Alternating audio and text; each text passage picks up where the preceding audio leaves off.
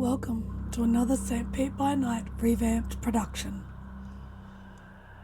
The following is rated for mature audiences and may contain graphic themes that will be distressing to some viewers.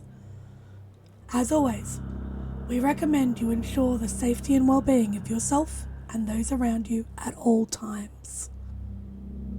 Viewer discretion is advised.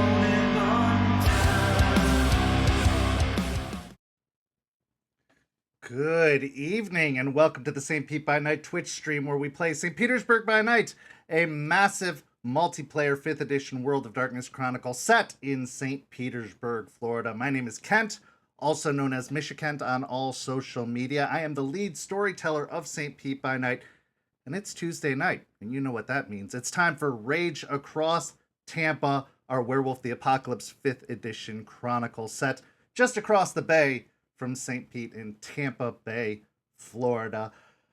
Well, you should go follow St. Pete by Night on all social media as it's listed down below and in the description of this video to stay up to date on everything St. Pete by Night related. And if you're interested in the World of Darkness, whether you're a seasoned veteran player or whether you have never heard of it before and you just somehow stumbled across this Twitch stream in a fever dream, you should come join us and learn how to play the game and let that fever dream continue. You can do so by joining our Discord server, which is listed down below. We have one-shots available. We have new tables starting that are going to have seats available at them. There are lots of opportunities to get in on all of the World of Darkness fun. Speaking of fun, I have one of the most fun werewolf pack of players that I have ever had to try and corral, coerce, beg, lie, cheat, steal to get them to join this game. And now we're going to introduce those players.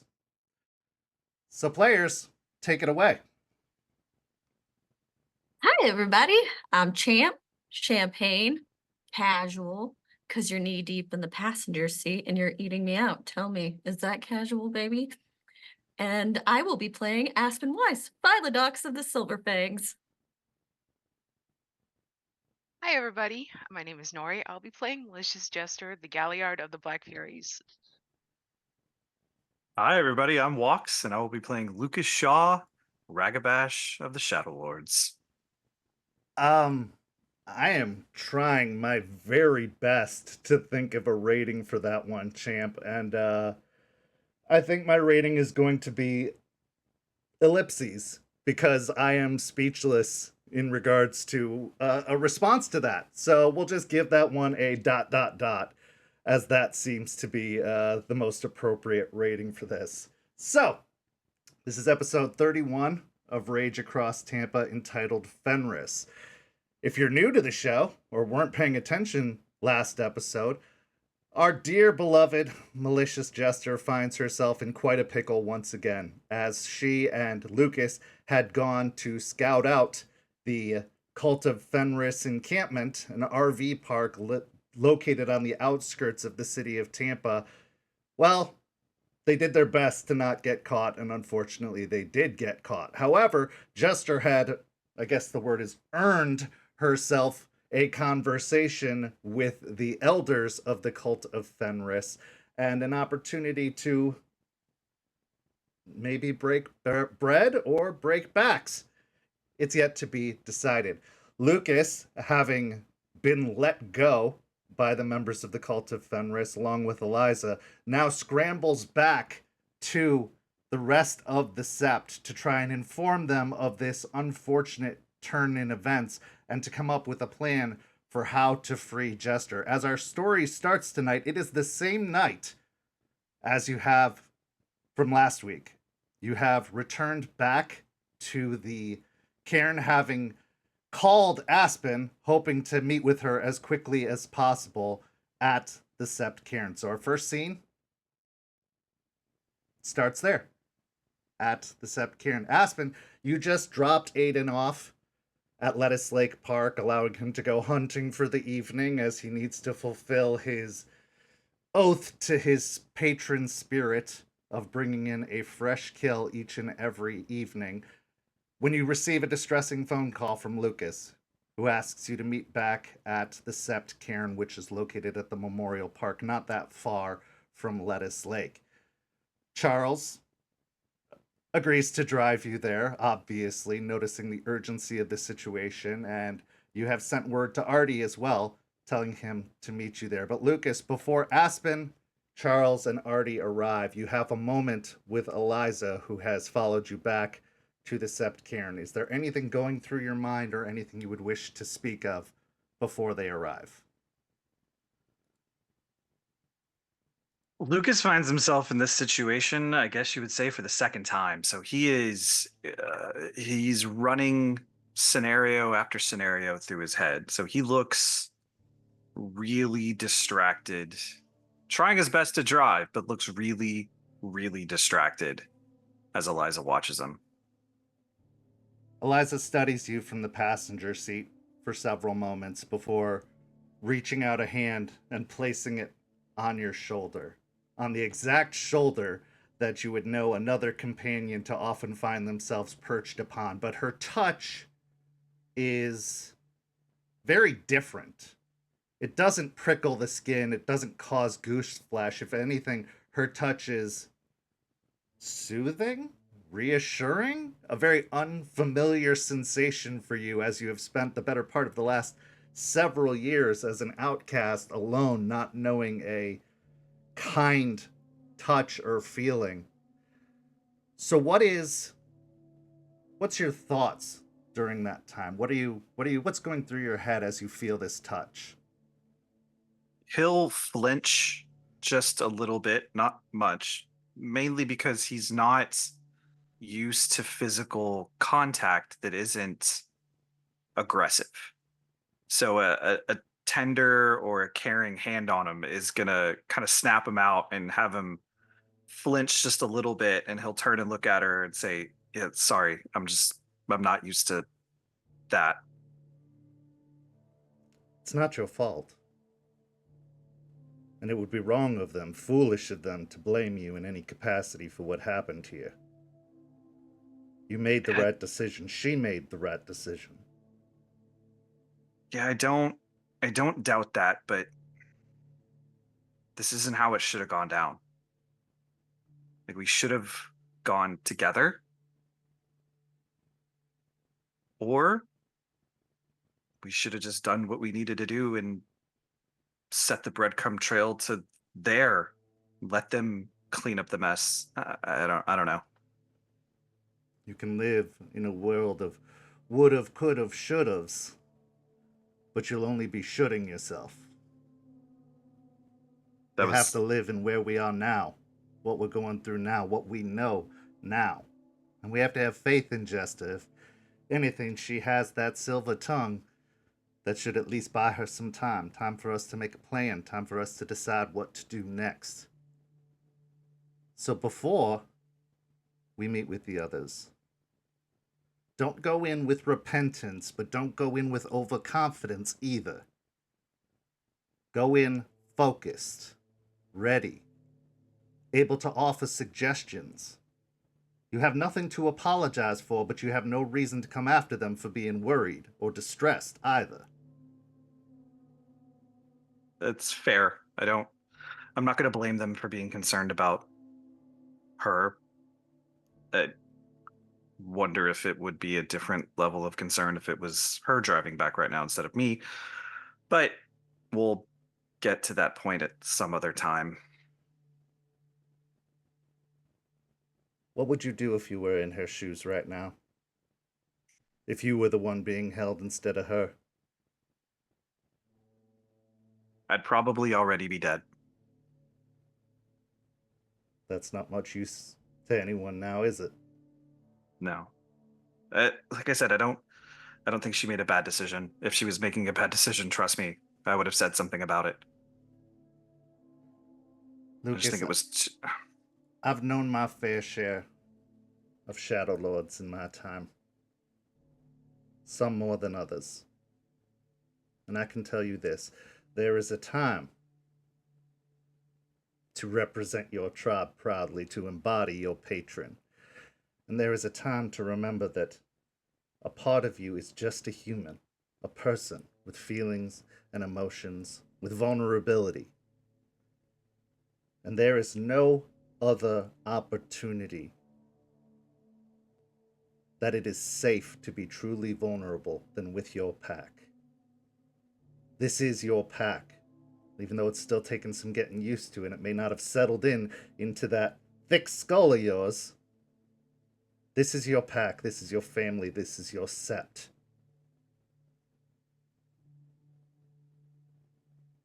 You need to think of them just as much, if not more, than you think of yourself. Because no one, and I mean no one, on all of Gaia is going to stand with you more than your pack.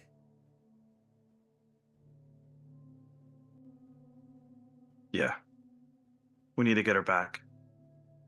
That's what we need to do. We will.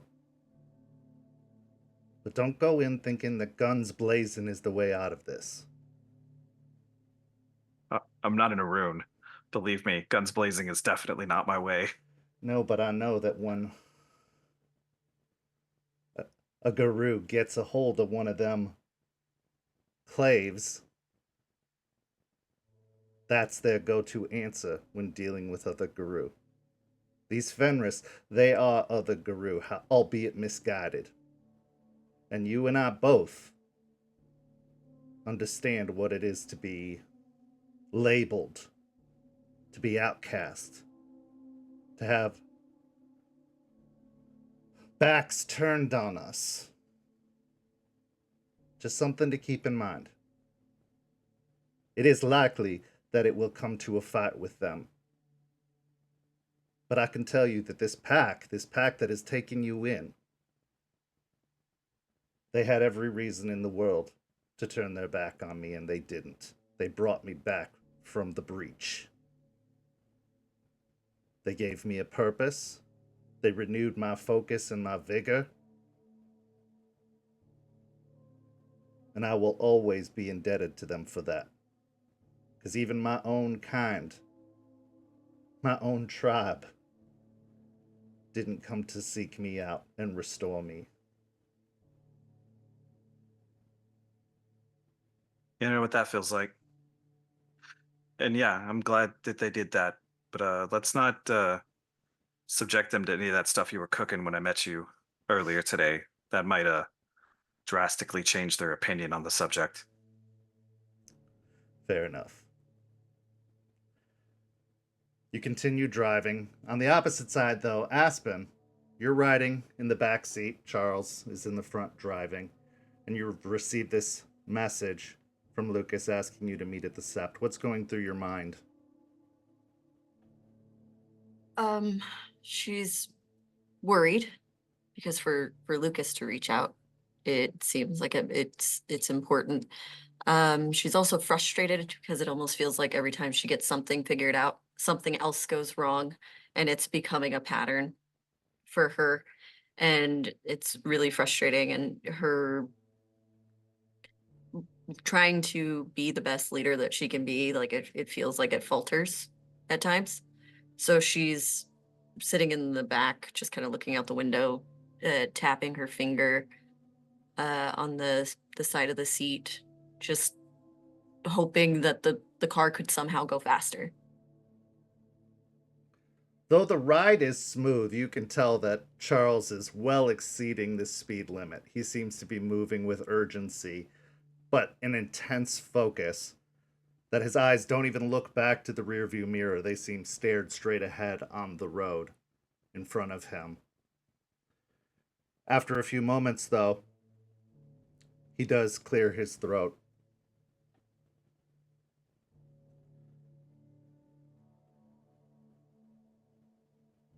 Not all news is bad news. I can tell you from experience that if it wasn't bad, they wouldn't have contacted me. I'm not saying the circumstances couldn't be troublesome. But you have to look past the immediacy of the situation. One of the boons of our patron, our tribe, is our ability to look beyond, into the distance. The falcon sees the entire horizon in front of them. If you look with immediacy and urgency at what is right in front of you, you can't plan the steps beyond.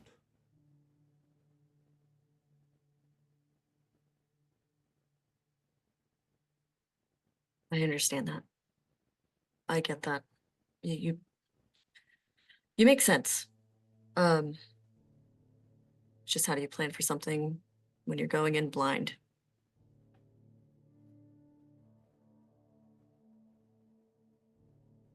Don't allow yourself to be blind. Work out the possibilities of what likely happened. Use your foresight. What is the most likely scenario? You knew or know what they were sent to do. You know who was sent. What is the likely outcome of that situation, and what are you going to do about it? There's a few likely possibilities. They were found out and they left, and now we need to reestablish what we're going to do with the whole cult. But I would assume, well, assuming, right? I shouldn't assume. Worst case scenario, they're both stuck there somehow, but then Lucas wouldn't be meeting me, so that's not the case. What else do you know? I know they went in there to do some looking around at the RV park to see what they could find out about the cult, bring it back so we could establish what we wanted to do moving forward. And if everything went according to plan, what would the result have been? The most likely result.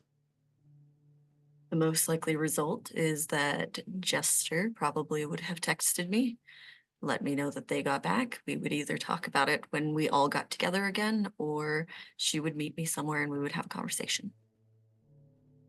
But that's not what happened. I understand that, and that's why I'm worried.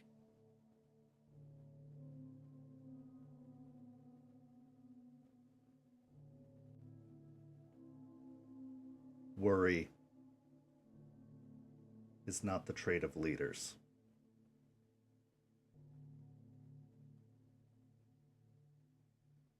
Of course it is, Charles.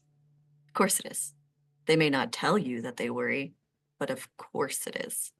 Everyone who cares and needs to lead over the people that they care about, they worry. And that is an excellent motivator. It tells you that you care and you're passionate. Now, too much worry, I understand, can blind you or make things hazy, make you make the wrong decision, but you should always worry about the people you care about. I didn't say people don't worry.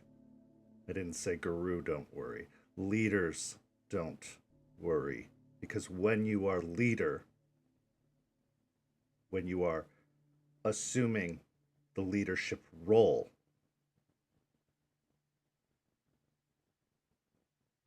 you must always be vigilant, ready, prepared, anticipating, and yes, sometimes assuming. Aspen can worry. The leader of the Sept cannot. The leader of the Sept needs to be able to act, to respond.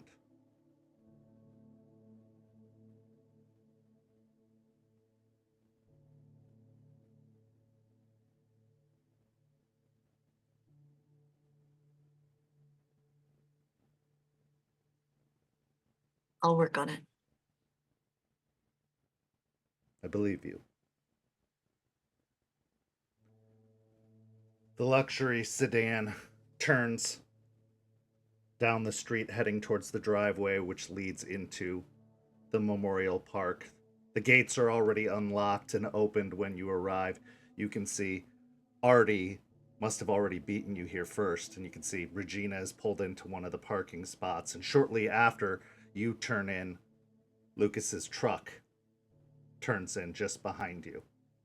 And both vehicles move up towards the parking spot, or the parking lot, pulling into various spots, the engines cutting off. Aspen, as you look over towards the truck, you can only see two individuals in the truck currently, Eliza and Lucas, as they both climb out of the cab. The scene is yours. Aspen, saying that, will take a deep breath, exhale for a long period of time, push back her shoulders, and get out of the car. Lucas will get out of the car and take his cell phone, turn it off, put it in the cab, and he'll turn to look at the car Aspen's getting out of and kind of rub his head and start walking towards her.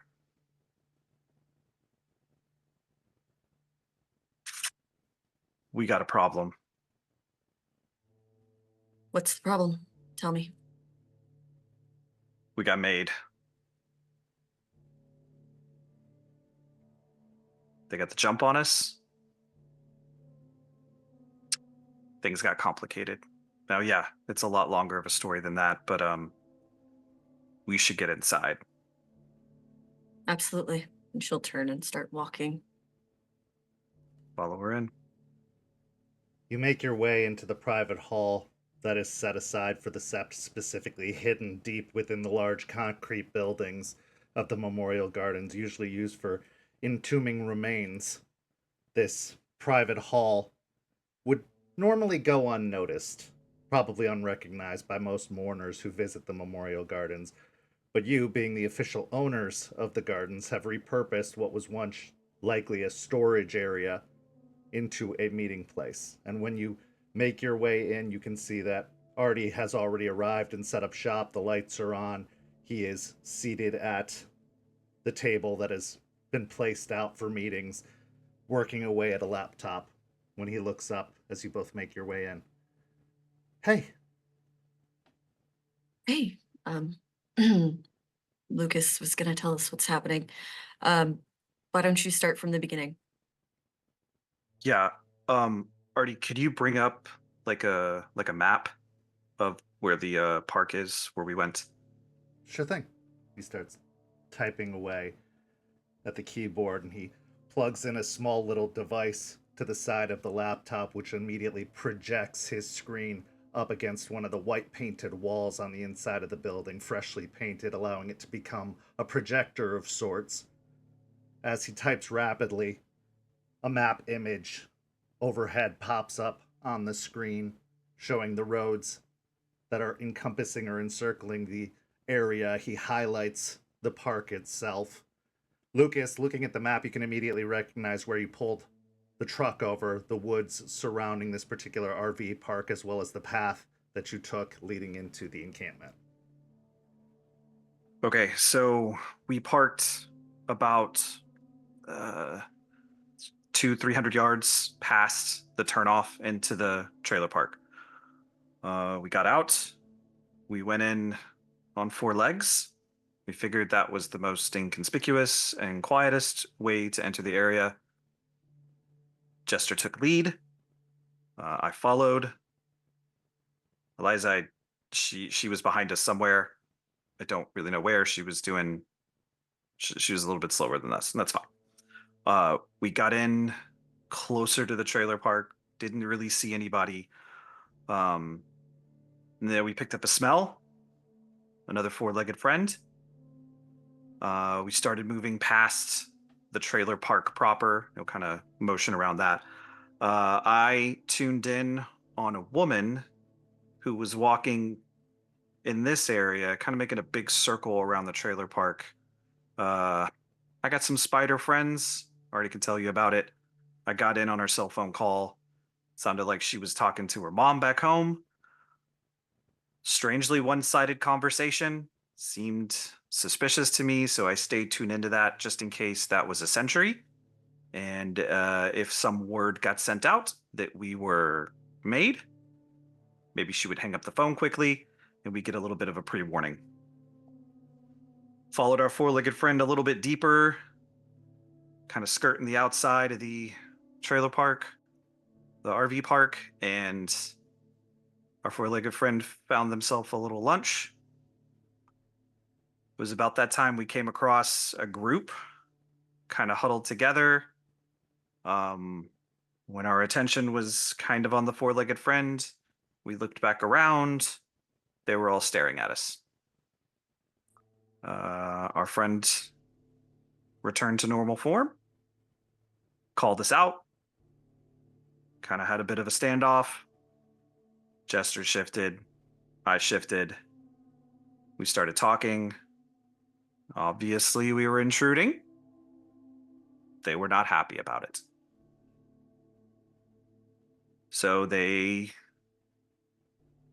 kind of made a deal with us. We told them that we were looking for information on leeches and that we wanted help with leeches. This is where things got a little odd. The woman that I was tuned in on, a couple of them broke off, went over there, tackled her, drug her back over, and their leader said that we had a choice. They were going to kill us, or one of us was going to kill the woman. The woman was, according to their words, a spy sent by the leeches. I told Jester, I'll do it. She shouldn't have had to. It's easy for me to do something like that. Apparently I should have said that out loud because they took offense to that and they said, well, now it has to be Jester. So she took point again and did what she had to do.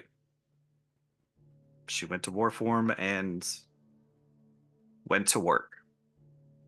Now, curiously, I was still tuned into that cell phone, which was still on a call when they jumped her and drug her over.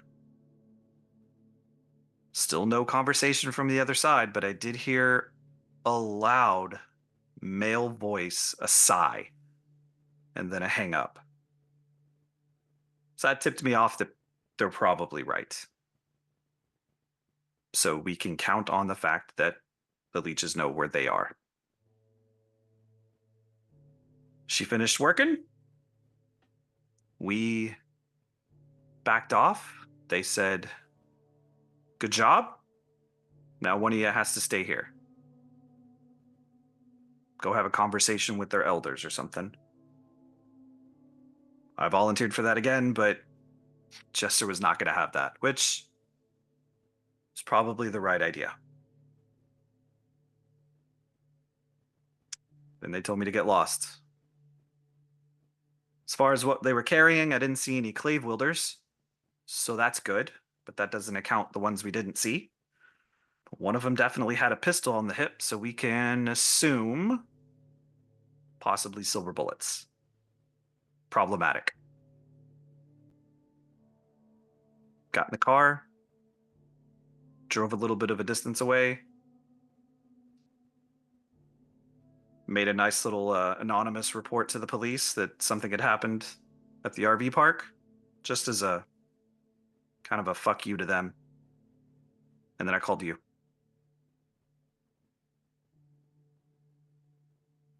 Okay.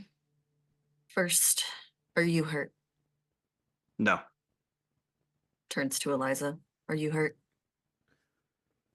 No, they didn't even get close to me. They acknowledged my existence, so they clearly saw me, and as I was looking through to the other side, I saw there were others of them on the other side. They were Okay. outnumbered, but they were not reckless.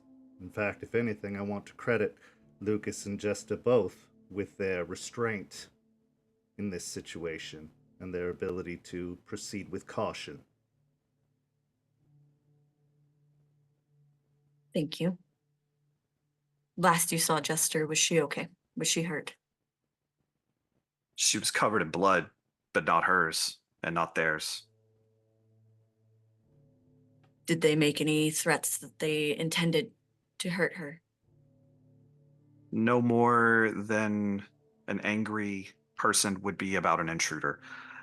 I think that maybe they did genuinely want to talk to her, although I think interrogate is probably the right term to use. Right. If this was diplomacy, it would be leader speaking to leader. I don't even think that we laid eyes on their actual leader. Okay. Thank you, Lucas, for coming to me as quickly as you did. I appreciate that. How many of them were you that you saw? There were 5 in the group, and then the one off to the side makes 6. Eliza? 2. 2 on the other side. So that makes 9 plus whatever leaders they have. Okay. Assuming that none of those were the leader, then at least 8? It's 9? possible. 9. Round it to 10 for a buffer and to assume the worst. Okay. There's no way that the 4 of us are going to do anything about it. I would like to text Aiden. You send off the text, but you don't get a response.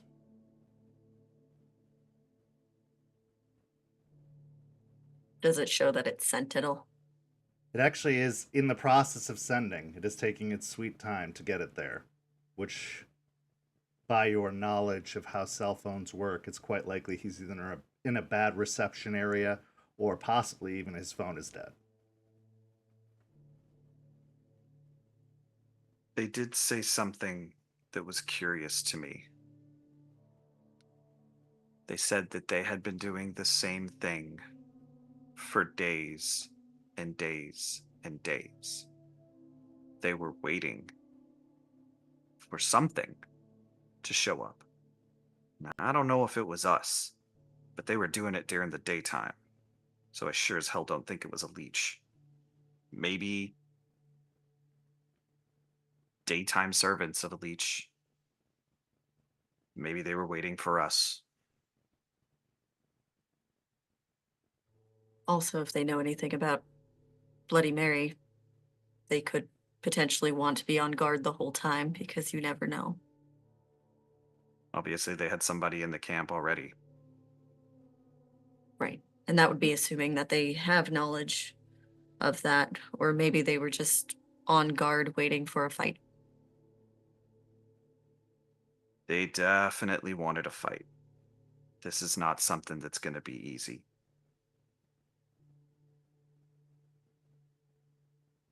Okay, Lucas and Eliza, you saw them.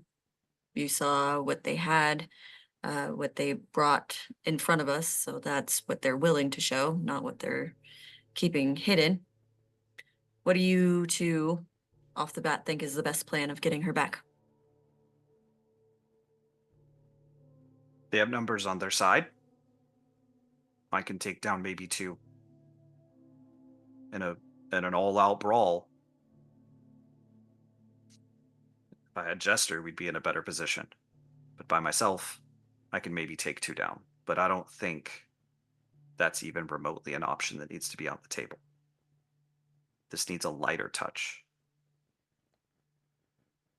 Based off of the way they reacted, the way they were so quick to act, knowledgeable, they are well embedded within their cairn. They have a very firm grasp, a strong understanding of the bond around the cairn. That's the only way they could have detected them. I watched Lucas and Jester. They were moving with agility and stealth in a way that would go undetected by most. I was surprised, to be honest, that they had caught on so quickly, which means that they are not only aware with their own senses, but they are aware of Gaia's presence itself, of the land around them. Something tipped them off, something made them aware, and something felt familiar spiritually about that area. It was unusual, uncomfortable. Like meeting someone you haven't seen in a long while. While there's the familiarity, the connection that you once had, this connection has worn. It has become distorted. Not like the worm, but different. Whatever this is, caution is the best course of action in any attempt to be sneaky or to try and launch an ambush would be hard pressed. If they're watching both sides round the clock, then it's quite likely that they are very aware that something is coming, and they will be ready for whatever does. And if their patron, if the spirits that are settled into that cairn, that place, are on their side, that is another issue entirely to deal with, like the spirits that Joseph and I brought here. The ones that we made terms with, made peace with. They will defend them. They will alert them, and they will assist them. Because be they Fenris or not, they are Garou, which makes them part spirit.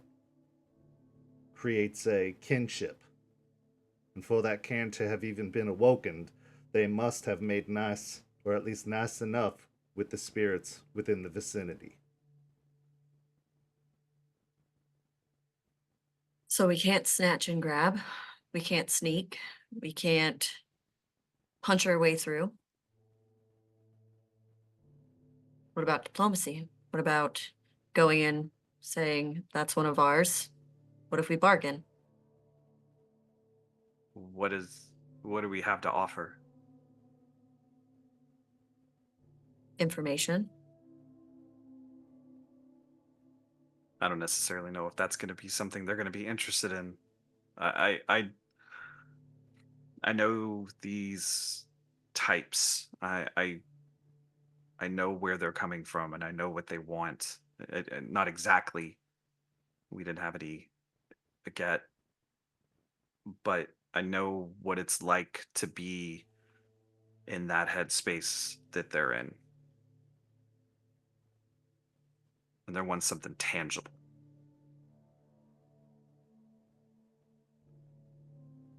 They are Guru.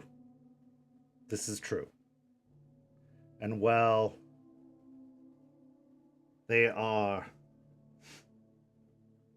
servants of Hoglosk now, they are still Guru. It will be a very, very difficult path to approach them diplomatically, but not impossible. But it will be like a hair trigger.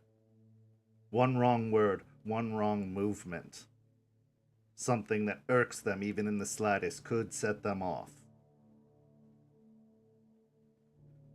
And if I know anything about them, based off of study and experience, in their minds, they are going to assume the worst of you.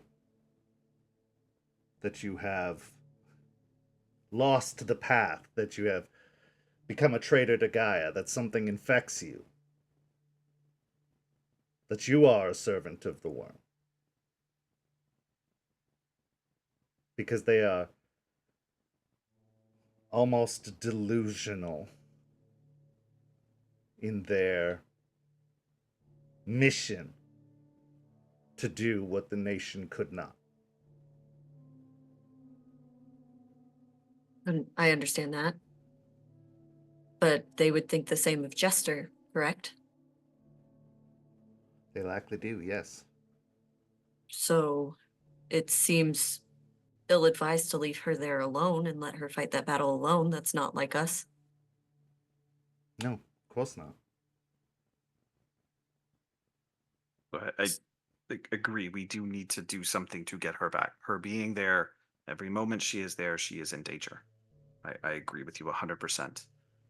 But if we're going to bargain, never, ever bargain from anything other than a position of power.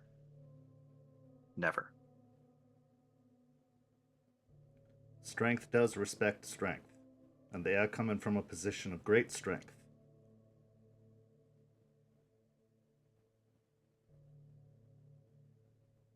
However, they are also holding all of the cards, currently. They have something you want. How much are you willing to pay for it? To get Jester back? Possibly, yes.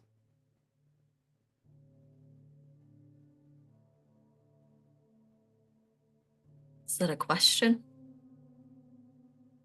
It's a hypothetical.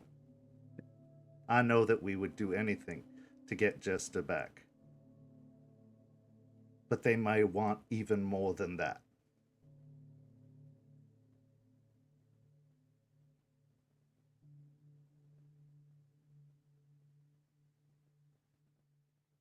Lucas.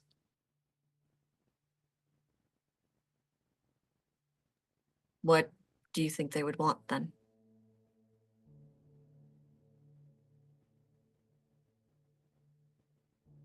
In a war, there's nothing more valuable than reinforcements. And while they do have numbers, overwhelming numbers, it's a viable tactic. They might be actively trying to turn Jester to their side. They might want cubs. That might be the payment they want. Or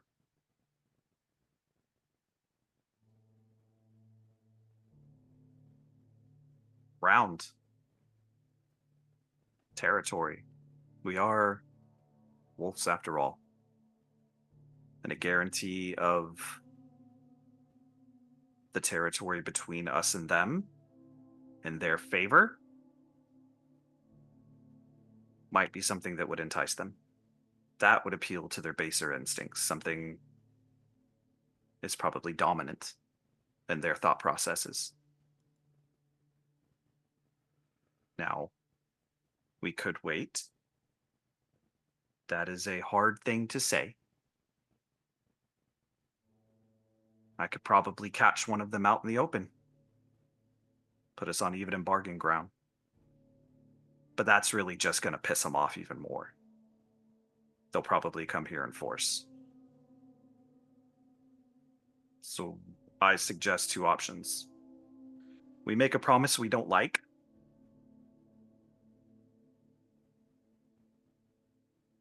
or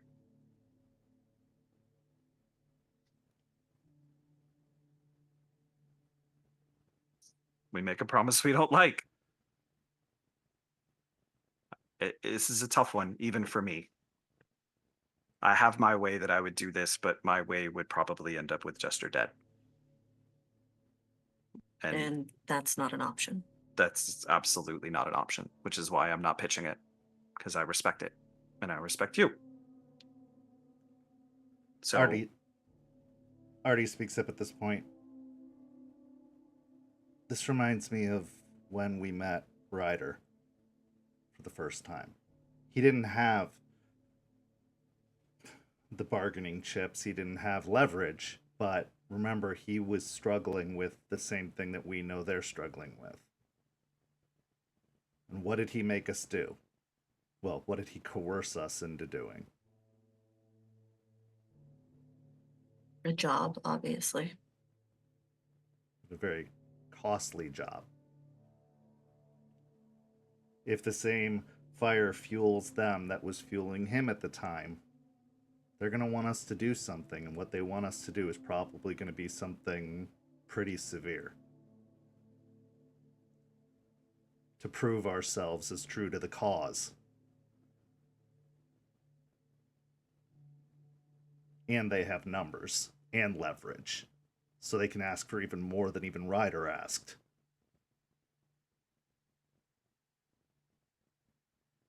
And I can handle severe, but we're going to have to do it together.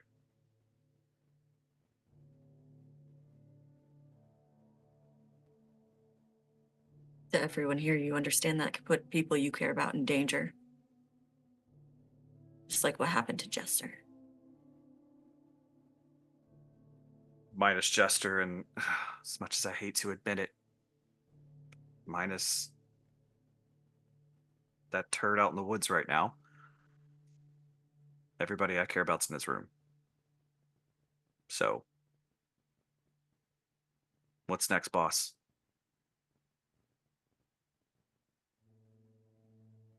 She looks over to Eliza one more time.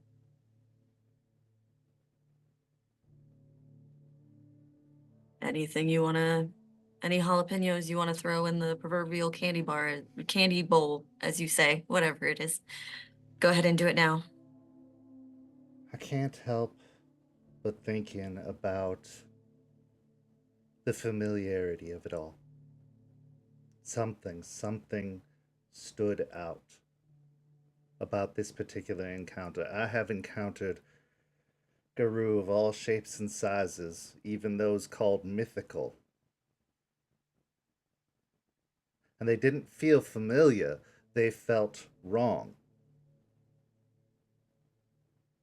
There is something unexpected about this encounter, something that we're missing, some piece of information we don't have about this.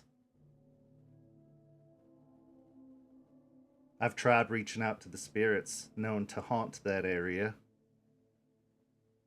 Many of them haven't responded. And as sentries I've sent to look either returned empty-handed or didn't return at all. These individuals know this place. This is not a random encounter, a random occurrence. There is a purpose here. Why here? Why now? There are plenty of places to fight the worm, but they are driven here.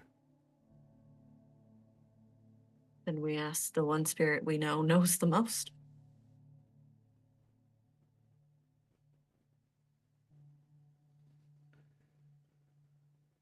Very well.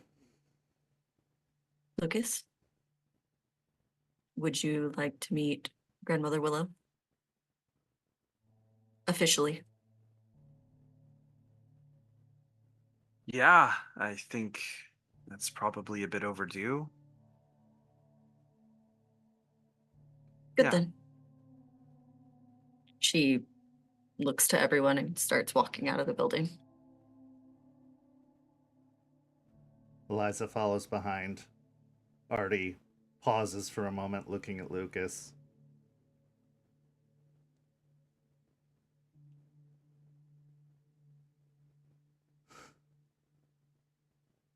I'm impressed.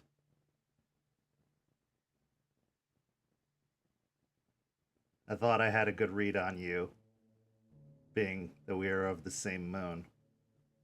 But you're surprising me, and that doesn't happen very often. He'll take a step back and do a little open-armed bow and smile back up at him and just go, Bragabash. Bit of advice: whatever cards you're holding to your chest when you go to talk to her, you better have a really good, tight grip on them, because she's unlike anything I've ever dealt with before. And I think unlike anything I'll ever deal with since. She makes Eliza's gaze seem playful.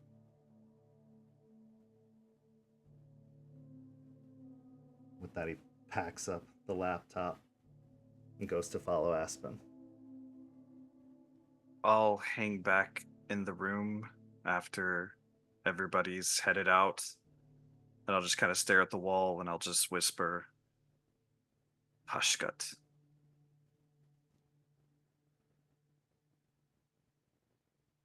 Despite your calling out to your ride along companion, you don't feel a response. They don't seem to be present in this place at this time, which is unusual because they're pretty much always present. But right now, whatever connection there is, whatever kinship you feel with them, it feels distant, held back, barred. He'll nod and just kind of mumble to himself, stay where you're at. And then he'll head out after everyone else. Leaving the concrete buildings, walking along the courtyard, past many entombed remains. You pass the fountain, and Lucas, looking towards the fountain, you can see the plants are growing, subtly, slowly, clinging to the sides of the marble that makes up the fountain, starting to crawl their way up, like fingers reaching out of the ground, heading towards the top. You pass over the fields of graves, walking through with the moonlight shining down overhead, stretching the shadows of those graves out across the grass. Eventually, you crest to the rise where you see the large willow tree reaching up towards the sky, the branches spreading out in every direction. Eliza gets to the base of the willow tree and starts unpacking a bag, pulling out various ingredients and materials. She lights some incense, placing them at significant points around the tree, allowing the billowing smoke to rise up off of the incense. She reaches up above her head, not even looking up towards the sky, where you can see a leaf drops off of one of the branches and starts to fall with a familiarity of as it knows where it's going and she knows where to reach. The leaf lands in her hand and immediately she sets to work, pulling out a mortar and pestle and grinding up the leaf until it becomes almost like a powder. She then reaches into her bag and pulls out a small vial and dumps a liquid ingredient in and starts stirring it up even more. She looks over knowingly to Aspen and says, "For the taste," and continues whipping up the mixture, And as she does so, she pulls out a few of those sample sticks that you would get from like an ice cream parlor, almost like a tiny little spoon. And she scoops out a bit of the mixture and holds it out to Aspen, scoops out a little more, holds it out to Lucas, and scoops one out for herself.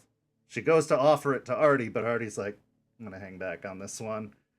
And Charles just stands sentinel off to the side, not even acknowledging the offer. She then holds up the stick and places it into her mouth, smearing this kind of mixture, this paste across her tongue. Following her lead, you do so, and there is still a tang, to be sure, but there's also a strange vanilla taste to it that seems to make the tang a lot more subtle, a lot smoother. As you let the mixture soak into your tongue, your vision grows blurry, and after a few moments goes black. But then a moment later, you open your eyes, and you are in the same cemetery in front of the same tree. But to say that it's different would be an understatement. For those who have never looked into the Umbra with their own eyes before, those who have never experienced this process with Grandmother Willow before, it feels very foreign, somewhat uncomfortable. Looking up at the tree, the branches reach out further than ever before, almost going into the horizon, beyond, reaching out across the bawn that makes up the entire cairn, like roots in the sky versus in the ground. At the foot of the tree sits a singular white wolf, and the tree itself, some of the knots and roots mold ever so slightly to form a face.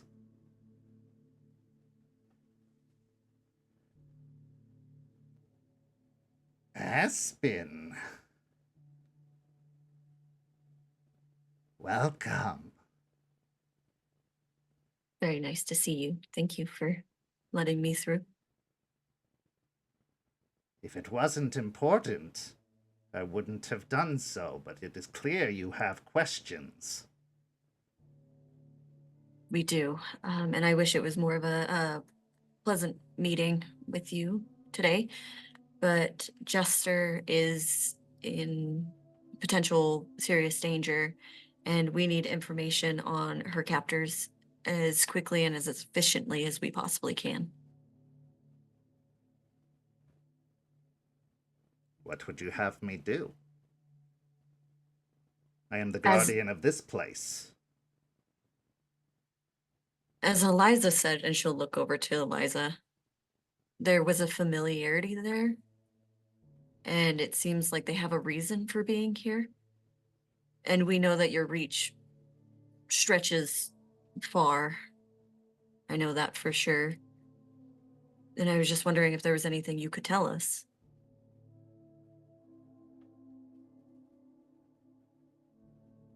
The knotted eyes on the tree close, the lips drawing shut, almost as if it's a big inhale, but instead you feel the breeze pick up around you, swirling around the tree before dispersing in all directions.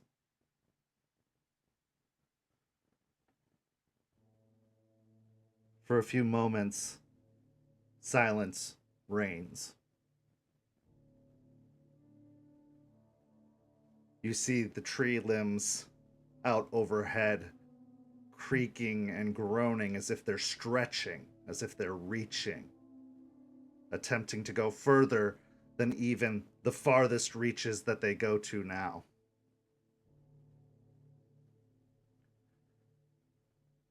Another big inhale from the tree brings a breeze against your faces.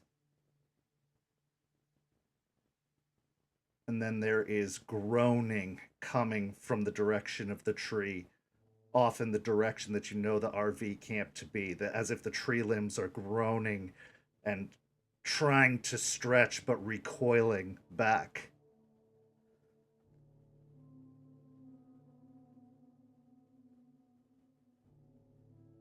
After a moment, the eyes open again, and there is a visible confusion, which in the face of a spirit is a strange thing.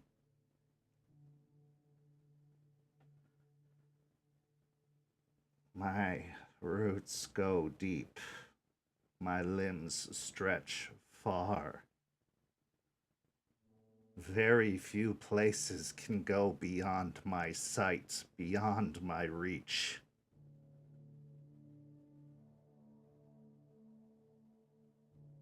But when I reach there, my roots become tangled. My limbs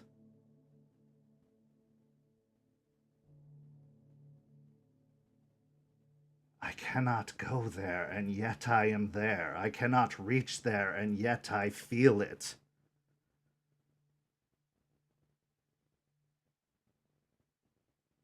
I am there, but I am not.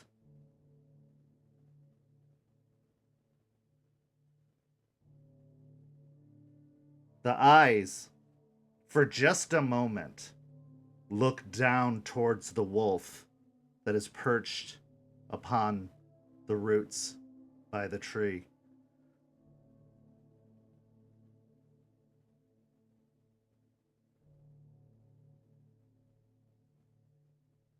They're back.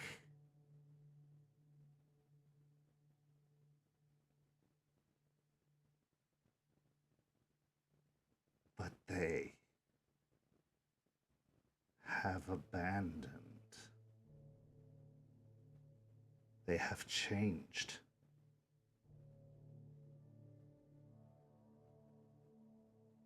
She looks towards Eliza. He has changed.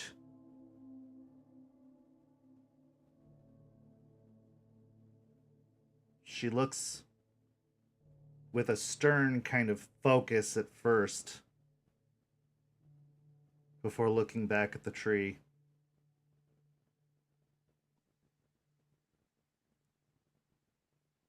It's not possible. They may have lost the wolf, sure, but they would never choose a path of fury, of rage. That was not their way.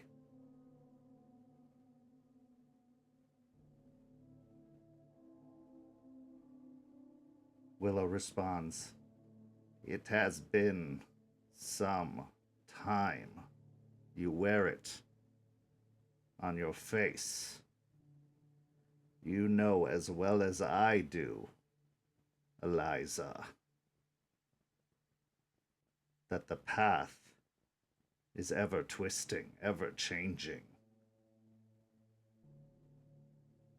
What once was asleep woke once again and brought with it a righteous fury."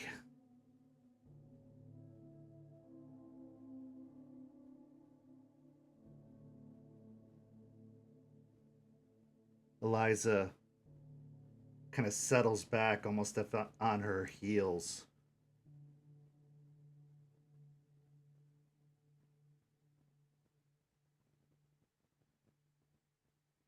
I know what they want. Okay. You know?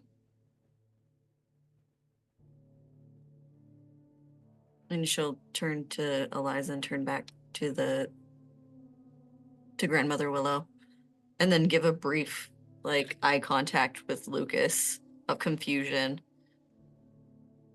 Okay, would you like to tell us here, or should we go? Revenge.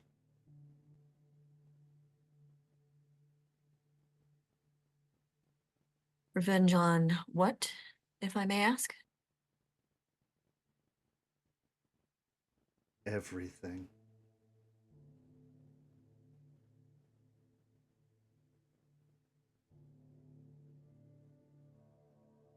And with that, we'll go to our 5-minute break, enjoy some artwork from our community, and we'll be back in just a few moments. When we return, we find ourselves in the RV park. We find ourselves with Jester, and we find ourselves with the Cult of Fenris. We'll be back in just a few minutes. Stay tuned, and we'll see you shortly.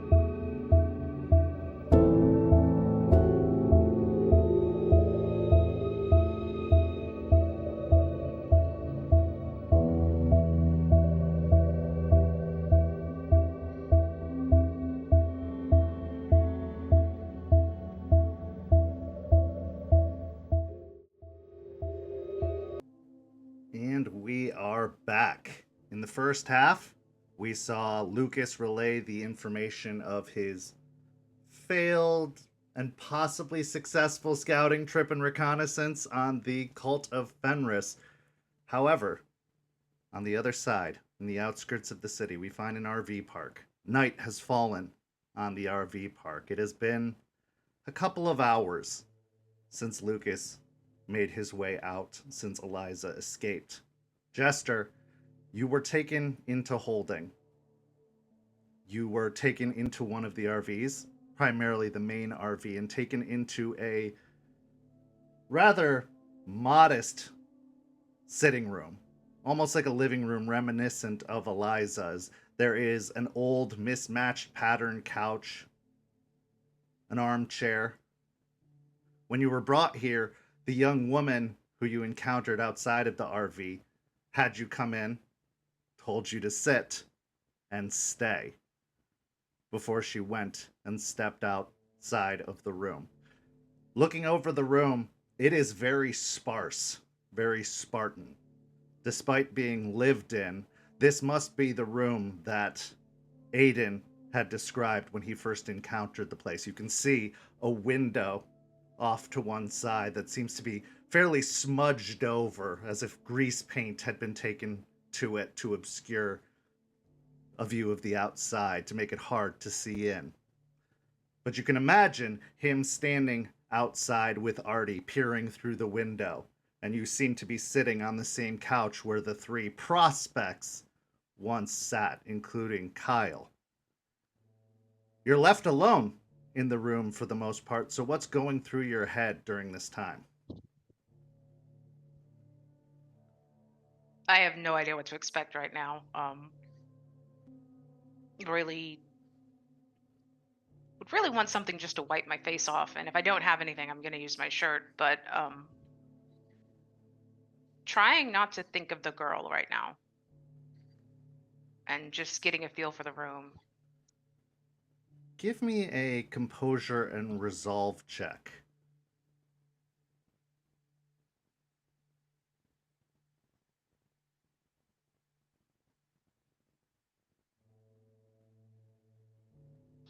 Three successes.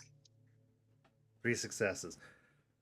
You bar out the memory, the noise to the best of your ability. Occasionally, like a very, very faint, blood-curdling scream still echoes around in your mind. But you're able to push back that connection to it all. That was necessary and probably required. It's kept you alive this far. It got Eliza and Lucas out. It was a necessary price to pay. You were able to rationalize the thought process. As you were sitting there rationalizing, wiping your face off, trying to get the blood as cleaned up as possible that clings to your skin and your hair,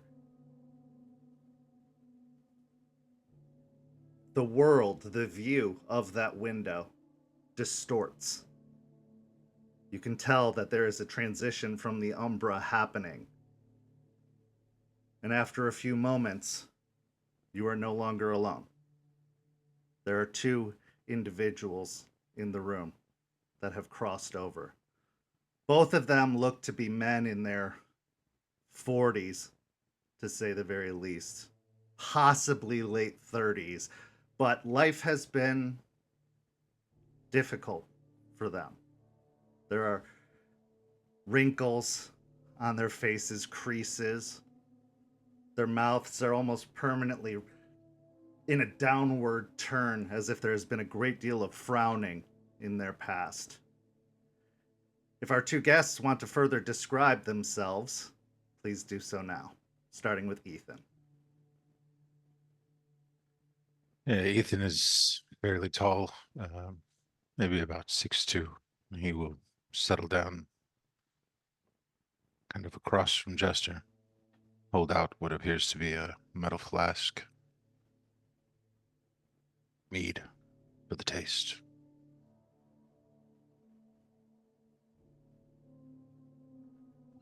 And Plato, if you want to describe yourself. Tall but more slender individual. Keeps his hair kind of in a tight bun, long beard. Goes over to shelf space on the other side of the room. Sets down a journal. Moves back in. Sits a couple feet from Ethan and kind of leans back. And just watches.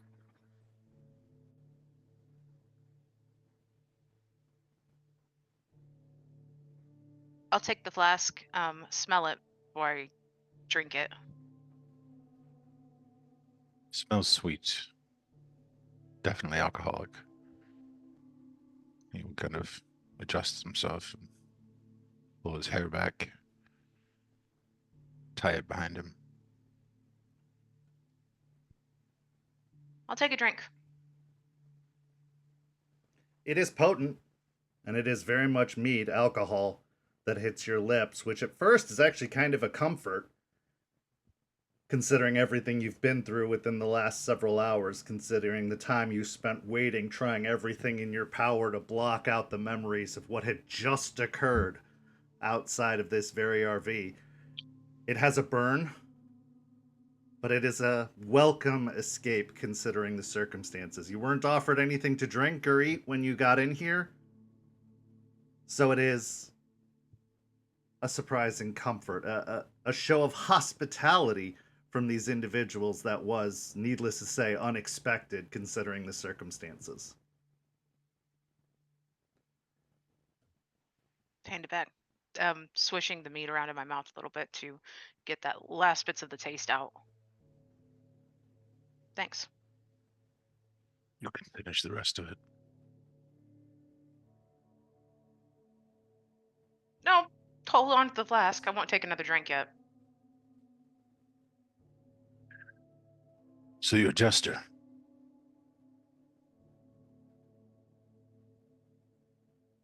Yeah.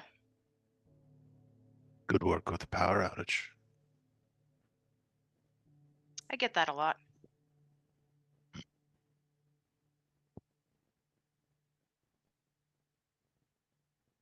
And you're running Ryder's gang.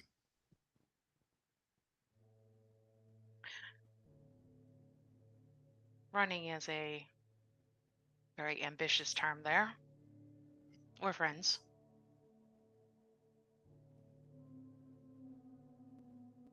Why are you here? Not this RV. Not this camp. Why Tampa?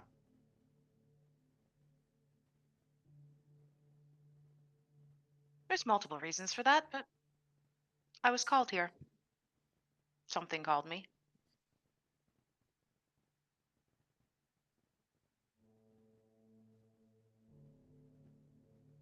Ethan will kind of suck his tongue a little. What called you? See, I'm not quite sure about that. I'm not great with spirits, so I don't know if it's a spirit thing. Ryder claimed it was him, so...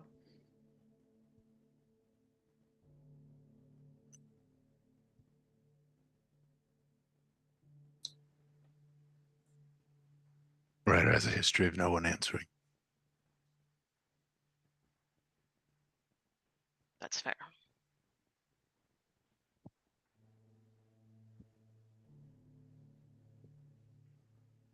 At You're the with the mention nation. at the mention of Ryder not getting an answer, you feel a little bit of rage swell up inside you. You can take another point of rage.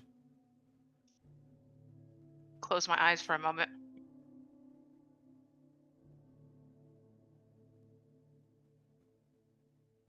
You're with the nation.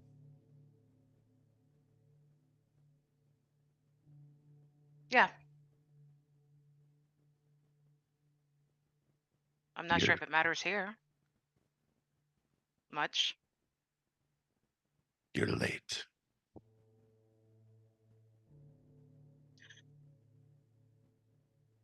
I was like 10, dude.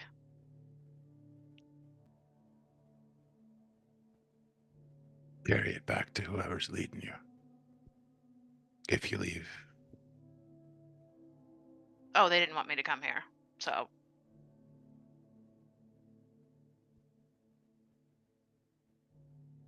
You at war?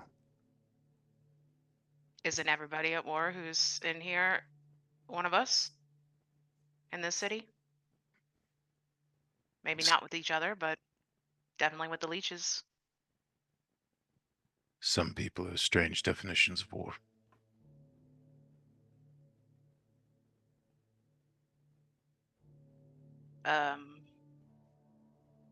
Since I've been here, it's pretty much been us or them. So yeah, I'd say I'm at war. Who's your Arun?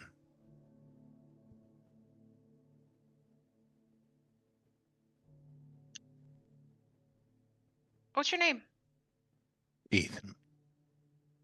Ethan. Okay. That's Plato.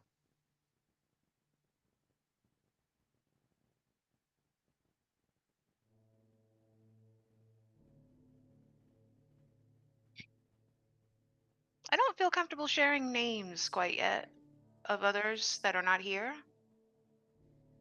Should I Yeah, name them for you? I mean, if you want to. Look over at Plato.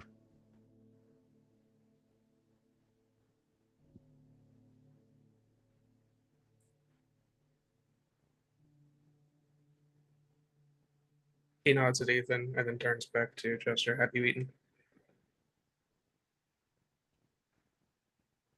Not a while, but I'm not really hungry. This'll work. Hold up the flask and take another drink.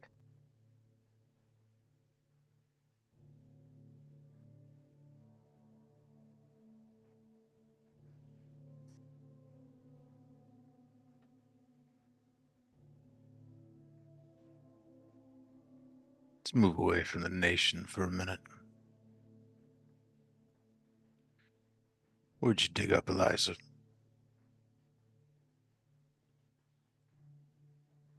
I think it's the same place she's been for however long she's been here.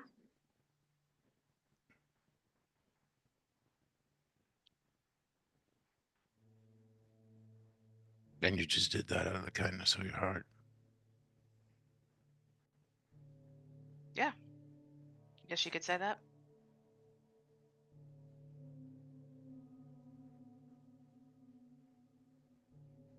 Let's not waste too much time on the old woman.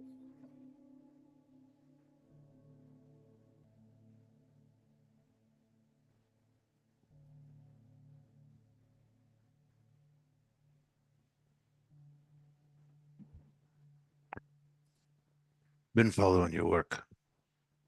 You done good.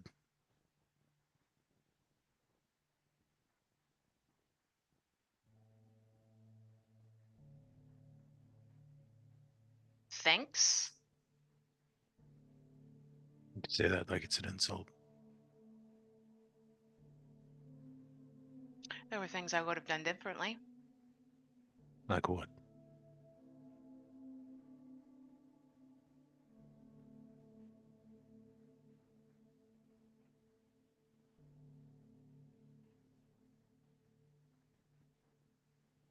Been more open with my pack.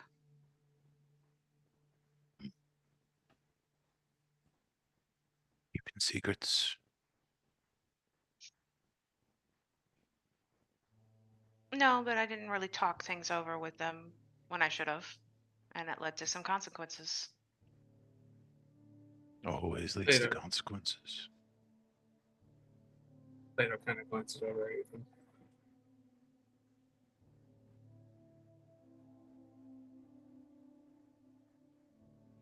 Transparency is important.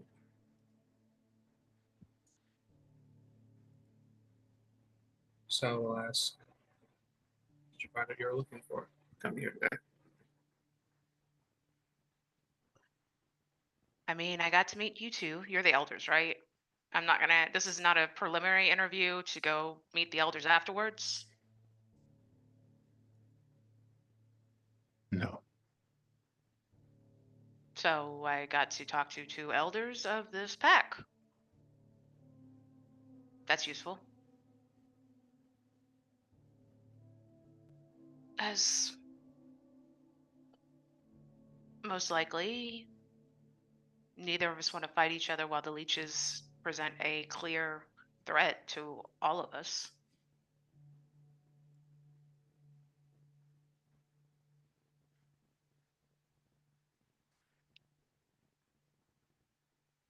Keep going.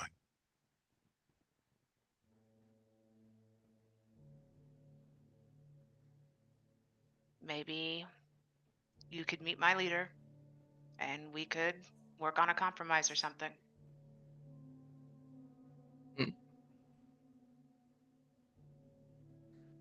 Compromise with the nation. Compromise with the pack in Tampa.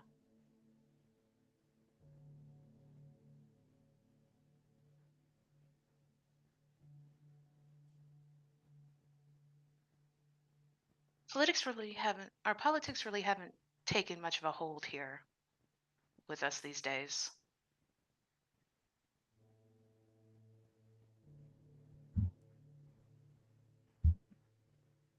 I mean, we saved a stargazer.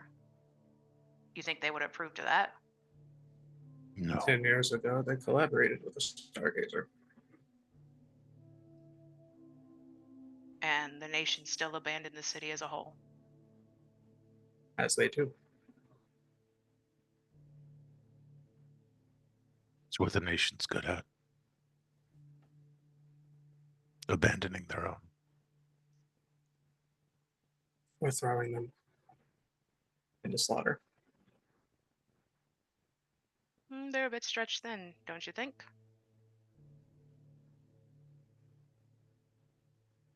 I think they could use some help. But they're too prideful to take it. Too blind to see what they need. Or too afraid to do what they need to. What do you think needs to be done?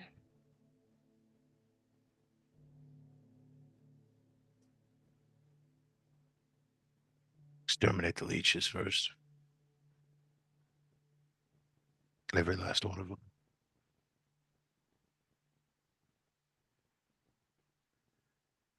Ethan Okay. Plato, it's interesting that you said that the politics aren't involved because you both know Guru from all over the country came into town, including a very prominent a very prominent Silver Fang who took up residence for a little while and then left an associate behind. So while she may believe that there aren't any politics at play here,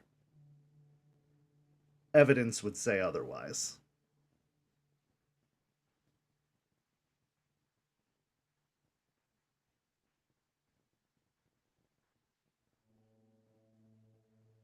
Who's this leader?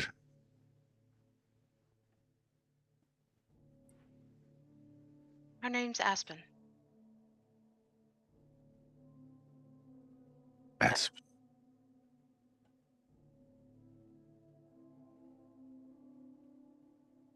Arum. No. You're at war, and you're not led by an Arum. No.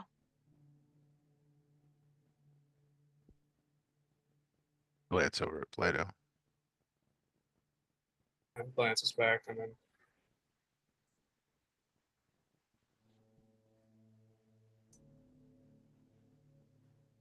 well, please enlighten us what makes Miss Aspen any better than those who failed before.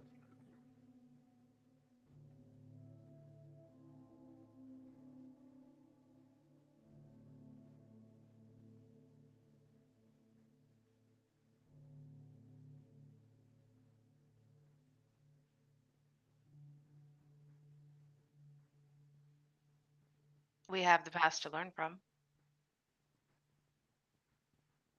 You. Yeah. What do you know of the past?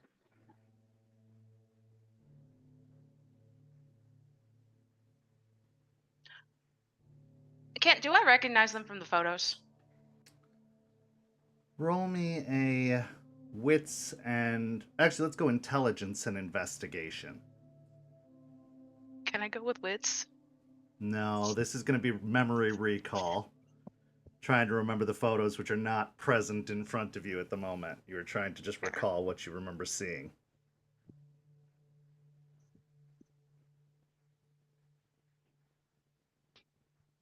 Two successes. I would say that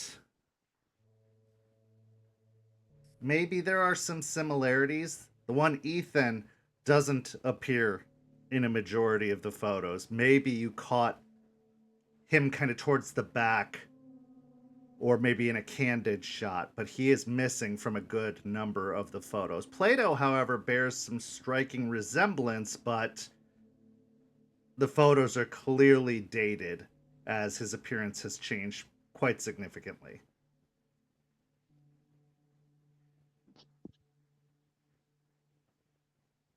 Turn to or look at Plato for a moment. You were here before. Think him too. So I guess you were two of the ones that left before the final attack happened.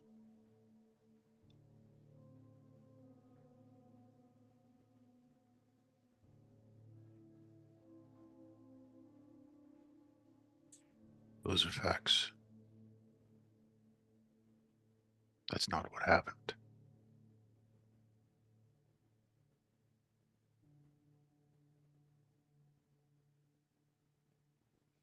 Ryder was trying to send us into a suicide mission. One that developed because of his fear of losing someone he'd grown close to. My best friend. That fear cost us many Guru before finally coming to the conclusion that a strike was needed.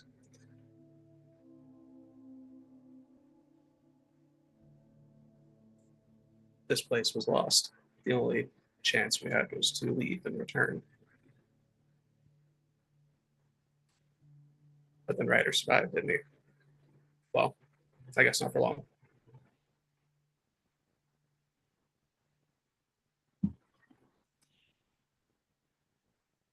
But How please, do you how much how do do you know about our past?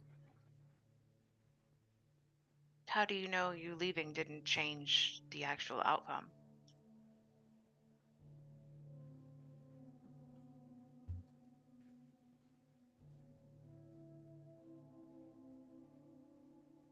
You played chess, No, Jester. not at all. You know the game, though. I know of the game. Rules, not so much. Never really stuck with me.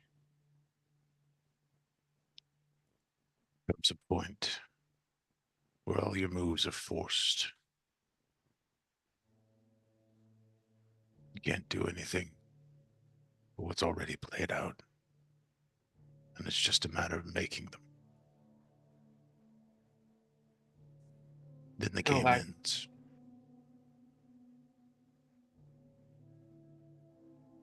No lack of transparency with leadership. Ryder failed us. He failed my friends. And now they're dead. We're trying to finish what started.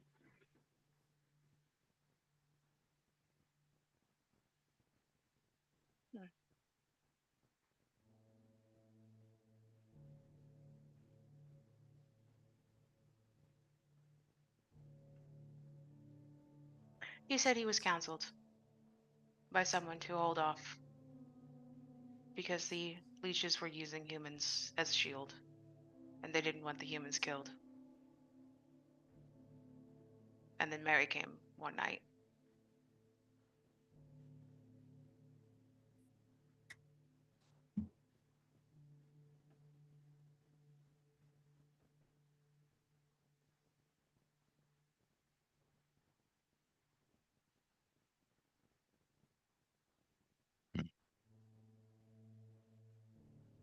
He said this. He did.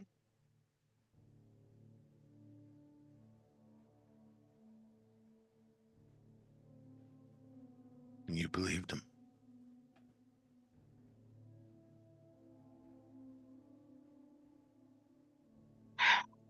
Ryder is not the most forthcoming person, was he? I know he kept a lot of things hidden, secret, kept his own counsel. Trust me. Your name's Jester, but I didn't take you for a fool. Maybe I am. And I do believe he did the same thing to your friends. No? So not much has changed.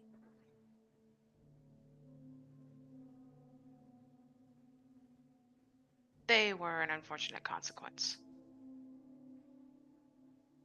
Like my friends.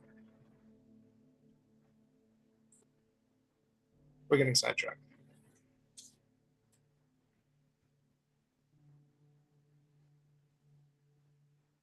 I know you didn't come here to have just a conversation, you and your associate and the other woman. We didn't want to know how many there were of you before we came to you. Why do you intend to come to us?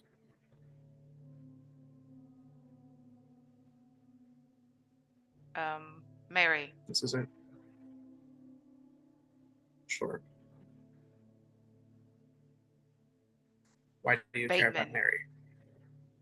Again, not your fight. Why are you here? I was called here and it's my fight now. I don't know who called you. May have been Ryder.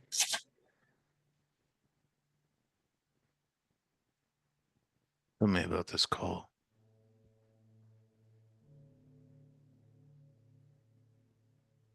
I just felt a pull here.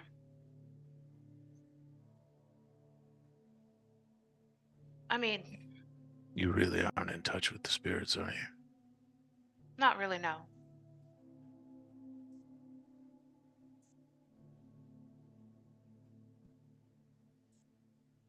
Humming.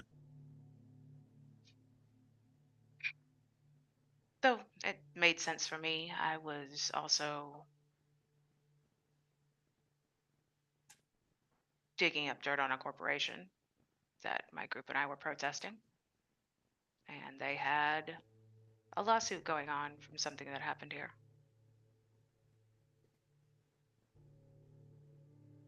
So it was kind of two things. Kismet.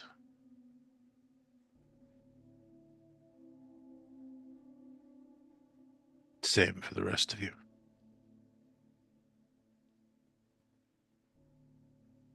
But probably, yeah. A little bit Probably, deeper. but you don't know. I know all of us felt drawn to the city.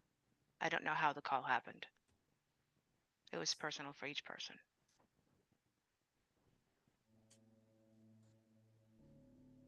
Your Theurge doesn't know.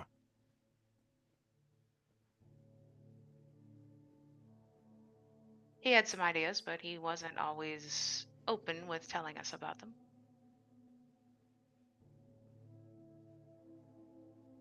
Lack of transparency again.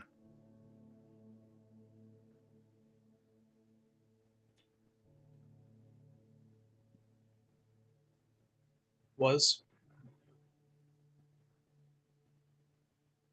He left when the Karen's gone. Or the Karen was up.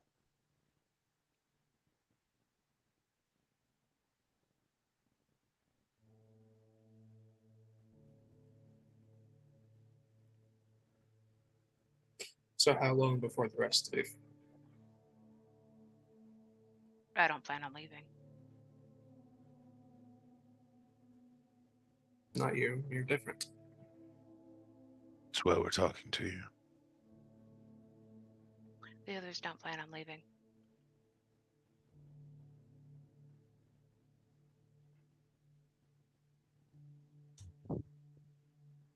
Around the grease-painted window, it becomes illuminated as flashes of blue and red start to light up the grease-painted window. Plato, Ethan, you feel a disturbance in the bond of the cairn. something has arrived, something has intruded. Something with very strong intention, suspicion, curiosity.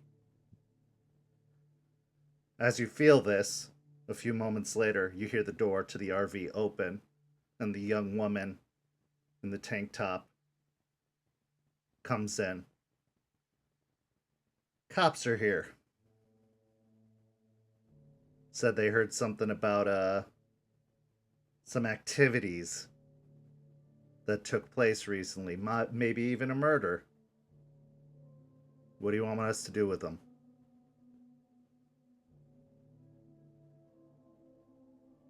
Plato kind of looks at Jester, I've been here. keeps eye contact as he take care of it. All right. She turns and starts making her way out of the room, but as you can see her turning and making her way, Jester, you see she starts to grow. Make me a wits and awareness check after she departs.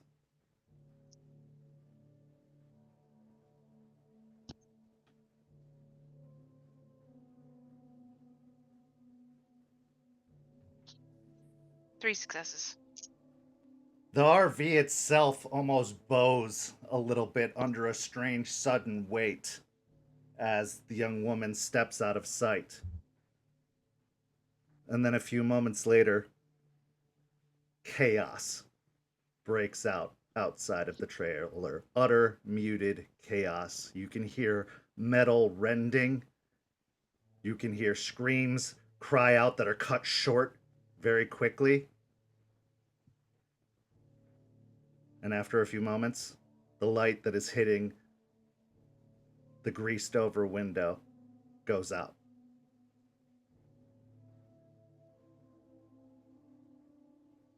You really don't care if you draw their attention here, do you? Bill H has owned every one of those gigs. Right. You don't care if they come here. They know we're here.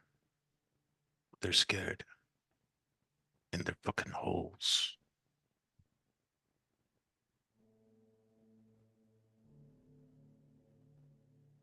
You want them to know we're coming.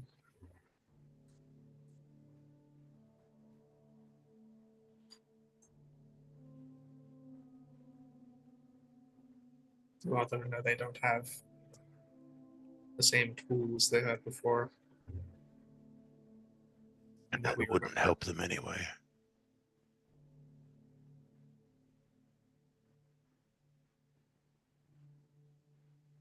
They still have Mary, though.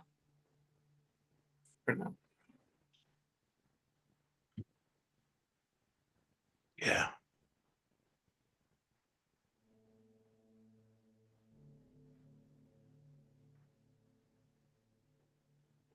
But she's got a leash.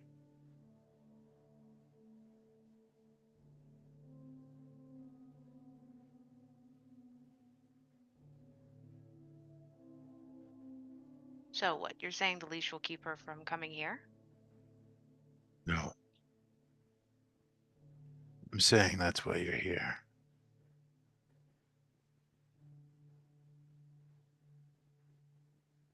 Leeches are hiding. We want you to help us make them stick their heads out. So we can bite them off. So you want to use us as bait? Not bait.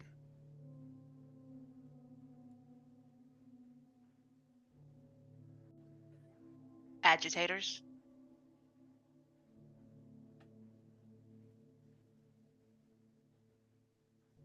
You came in here saying we had the same enemies.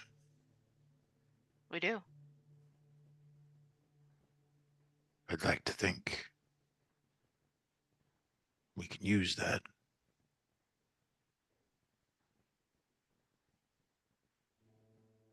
I can't make any final decisions, but I don't I wouldn't say we'd be unopposed to the idea.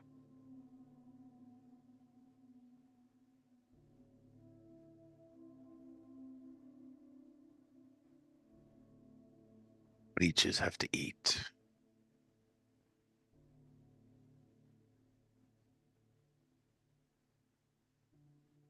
It's the only place that they're all weak. So you want us to go after their food sources? Yeah. Like the energy plant. More precise.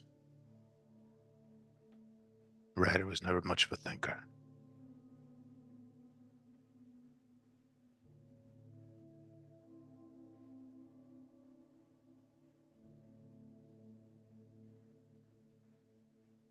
You have a place, or are we supposed to find that out? Well, you can't make decisions now, can you? No. But I could take information back.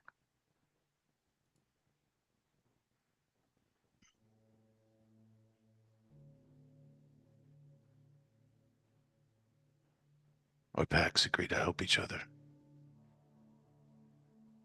We take the leeches out.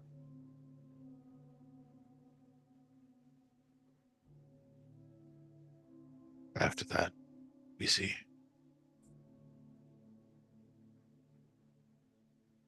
Okay. Does that mean I get to go? You're scared. No, but I really would like a shower.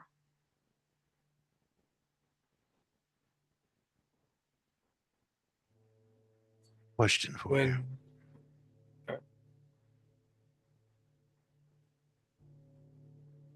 How long did you hold ours?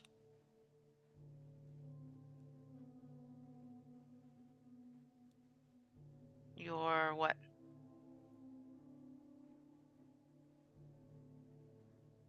Up to Plato.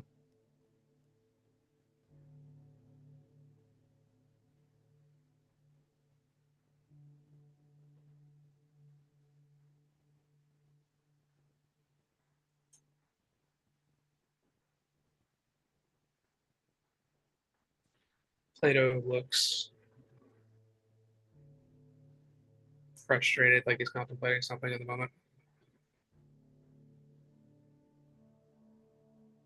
They don't let you in on much, do they, Jester? No, they're actually pretty open. So if you think we're holding any one of yours, you're kind of mistaken.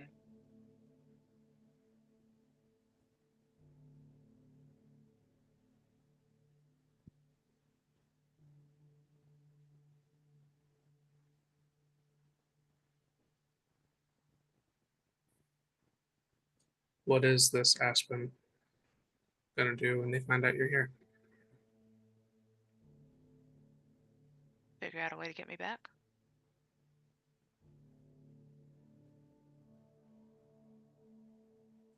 Is she gonna fight? Probably not. Like I said, she's not in our ruin. She'll probably find another way first, or try to. Pity. Not everything has to be handled with spilled blood.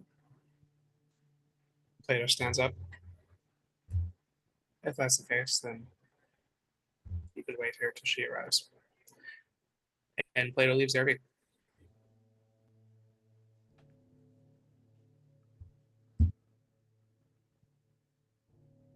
You want that shower? We've got facilities.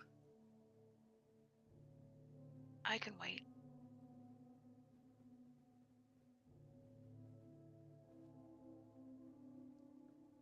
Your choice. I wouldn't want to be covered in that.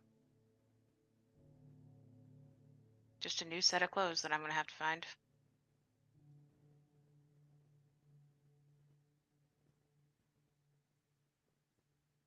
At this point, we transition back to Aspen and Jester. Or Aspen and Lucas, my mistake.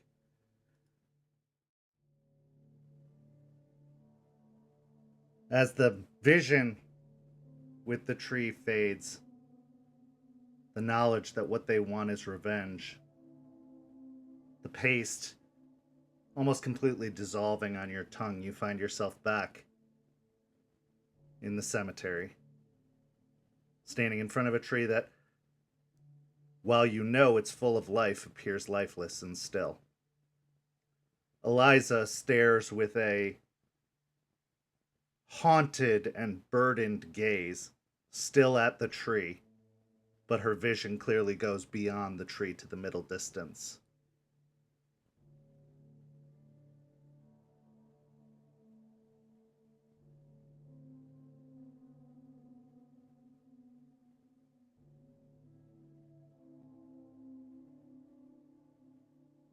I think Eliza?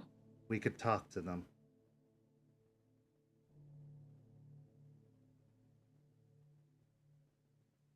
I think we could work out an arrangement. What has changed your mind to that?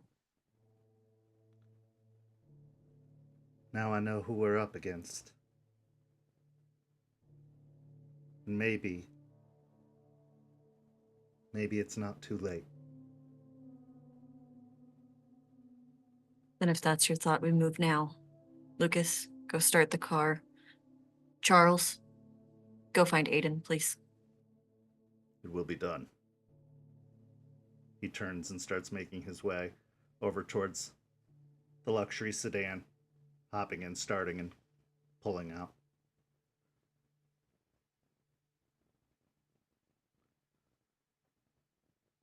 Artie looks over towards Aspen. You sure you don't want to wait for Aiden? We're going in severely undergunned now. This turns into a fight, and they're not there yet. This could go pretty badly. I understand, but we have to get Jester back. And somebody told me recently that leaders do what they have to do.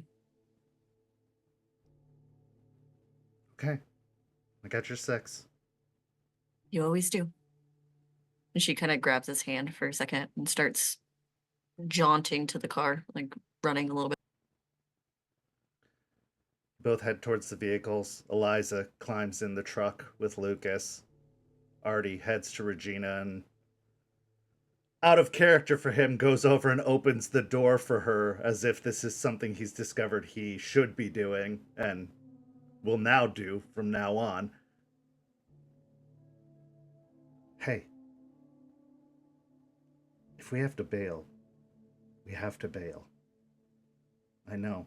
I am going to do everything I can. We're going to do everything we can to get Jester out, but I don't want you getting hurt. I understand. And I want you to know, if I tell you to leave, you leave.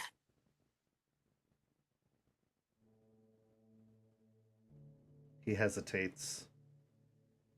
And it seems like every instinct in him, you can even see him tense up as if he wants to argue a response, but he nods his head. And when you get settled in, he closes the door and moves over to the driver's side. The two vehicles pull out of their various parking spaces and leave the Memorial Gardens. Artie stops momentarily to hop out and close the gates, securing the padlock to the Memorial Gardens, as it's well after dark and nobody should be visiting this late in the night. Climbs into the driver's side once again, and the cars pull out, heading out onto the streets. Lucas, what's going through your mind? Aspen seems pretty resolute that this is happening tonight, and she just sent one of her Arun after another of her Arun, whose status is currently unknown. But it doesn't seem to deter her from moving forward with this course of action. Lucas is going to turn and kind of, as he's driving, glance at Eliza. You're absolutely sure about this?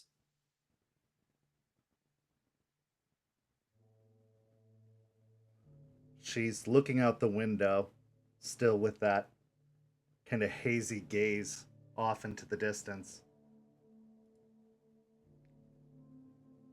I don't think there's another way. They could cause a lot of problems for us, and it's better to face this head on. I'm not gonna lecture you like you lecture me about playing things close to the chest.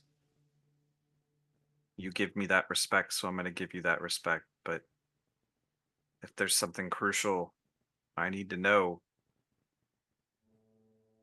I need to know. How much do you know about what happened here before, Lucas? You know, we never got much word up north about anything happening in the south. I mean, we had contacts in Texas, we had contacts in Georgia, we had contacts just about everywhere else except Florida. So basically nothing.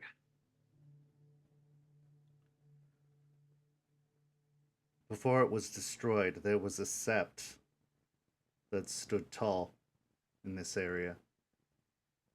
Kind of the last defense of Florida.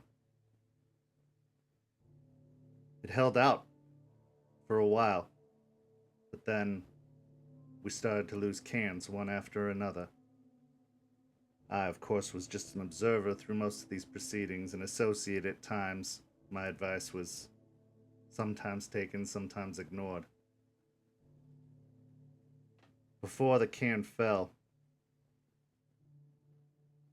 a last-ditch effort was made to try and take out the forces that were against us, dancers, leeches.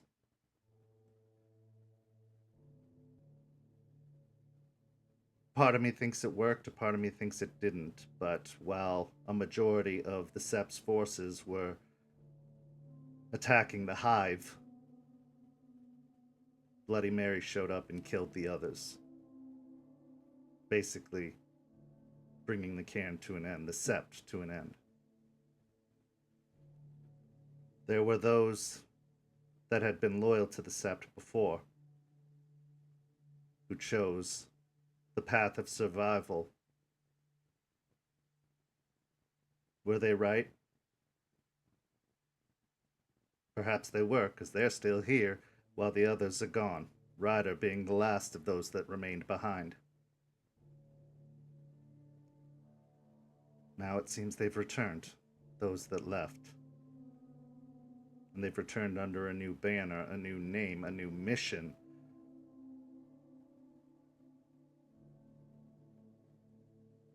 I know Revenge. them. Yes. And just like this pack offered a kindness to me and brought me back, I am hoping I can offer that same kindness, pay it forward, and perhaps bring them back. Show them that the way of fury is not the way of righteousness. The way of anger, while it can be a very useful tool appropriately used, this way is not the way. They have lost much and not recovered from that loss. I hope that if they see that there are those who stayed, those who survived, those who still believe that there is something worth salvaging here, maybe they can be convinced that the way of the wolf is not the only way.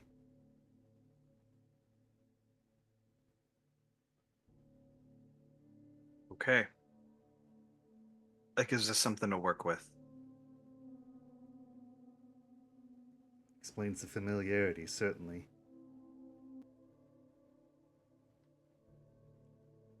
She falls quiet again, and you continue driving. Aspen, your drive with Artie is primarily in silence. He occasionally looking over to check in with you, but focusing on getting where you need to go. The two vehicles staying in sync, driving at an accelerated speed. Eventually, you do find yourself outside of the RV park. Aspen, with you and Artie in the lead. Artie pulls over just before hitting the entrance to the park and looks to you again. How do you want to do this? I'll take lead. I'll have Eliza with me. You and Lucas will stay towards the back, not say much, but keep an eye on everything you possibly can. Okay. And again, if I say take Eliza and Jester and get out with Lucas, you do that.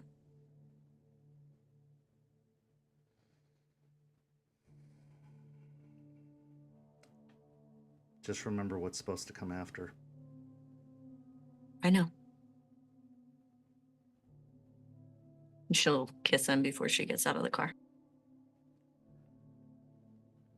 As you both get out of your separate vehicles, conjoining, discussing the plan, Lucas and Artie to hang to the back and just keep their eyes open, Aspen and Eliza moving to the front. You make your way into the RV park.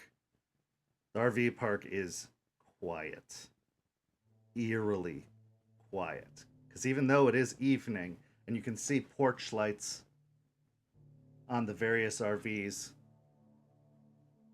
the insides of most of those RVs are dark. There's very little movement in the area.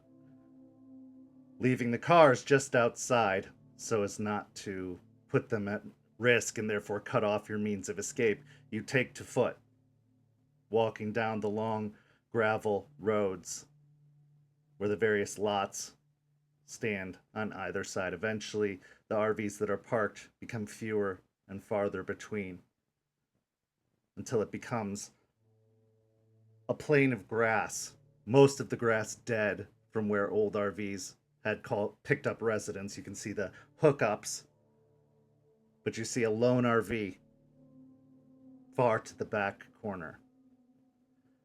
And it doesn't take a wits and awareness check to notice that there is a police cruiser there as well, but it looks like it has been pulled off further back towards the woods and kind of tucked behind the RV temporarily. You see several figures standing outside, including Plato, who stands amongst 5 others. A woman in a tank top who is currently wiping off her hands and face with a rag. The smell of blood hangs thick in the air. But Plato, you see 4 individuals approach, and you recognize one of them almost immediately. You felt it when she arrived. Your one-time mentor, Eliza Ross, approaching with a shorter woman with blonde hair and 2 men following behind one of them, Lucas, who you saw with Jester just earlier this day. As they approach and grow closer, they stop probably about 100 or so yards back from where you were standing outside of the RV. You've gotten the report. The cops came. They weren't able to put up much of a fight, and the bodies should be disposed of pretty quickly. Nobody will come looking for them. I kind of reach out, put my arm on her shoulder. You did well. Make sure everything's cleaned up. I'll attend to this. She bows her head and looks over towards another young man, Kyle, one of your more recent changes, and gestures to him, and they move their way around the back of the RV towards the police cruiser.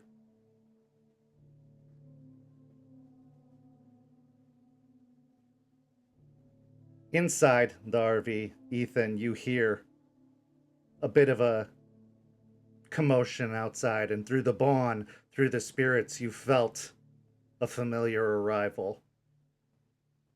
You've been cautioned. They are here by the spirits of the cairn.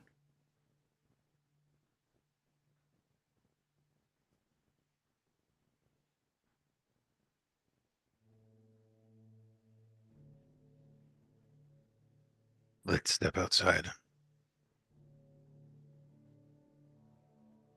All right, I'll stand up. After you.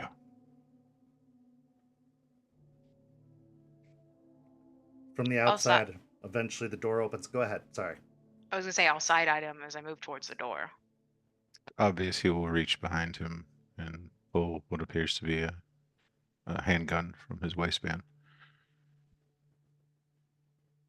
The door to the RV opens and you see Jester step out, followed by another man who joins beside Plato. The scene is yours.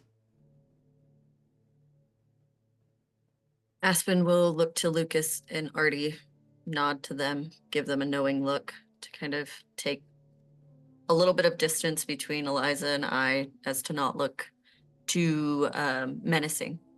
So to kind of keep a distance in that space. But she'll walk forward with Eliza, give Eliza like a comforting gesture towards her, walk up, get not quite, maybe 30 feet between the two large men and Jester.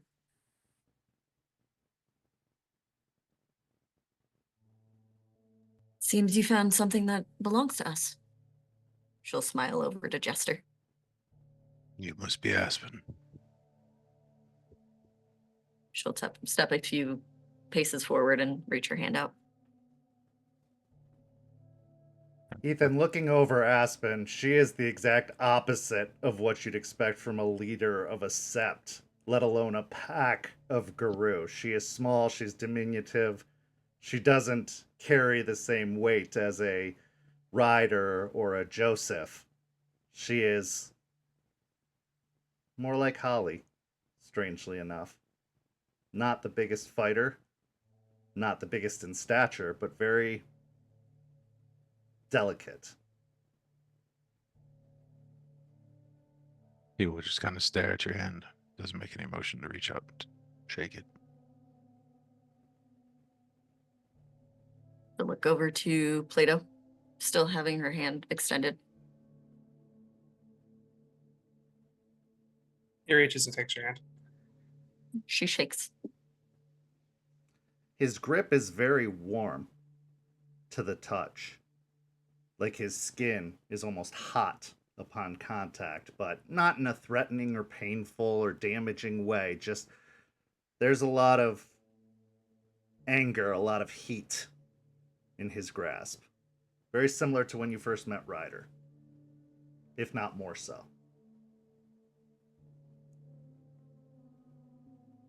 Good to meet you both. Isn't, though. It's always good to have more of us around, is it not? That I guess we'll depends. see.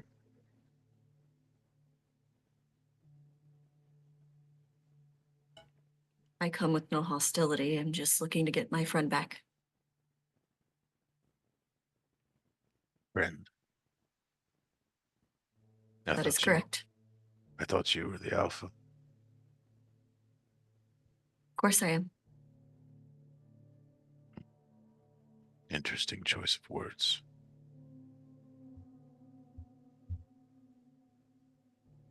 So how can we make this quick so we can get out of here, get out of your hair, and you can continue to do what you do best? Well, your friend implied that you wanted to talk. If we can keep things cordial, of course I would love to talk, but it seems that Jester is here, I'm assuming against her will, which changes a few things.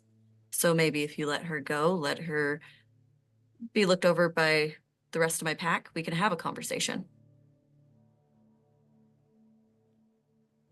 I've put no chains on Jester. She can leave if she wishes. She informed us that you would likely be here to retrieve her, so we waited for you to arrive. She looks over at Jester. They have a proposition. I'm listening. Even.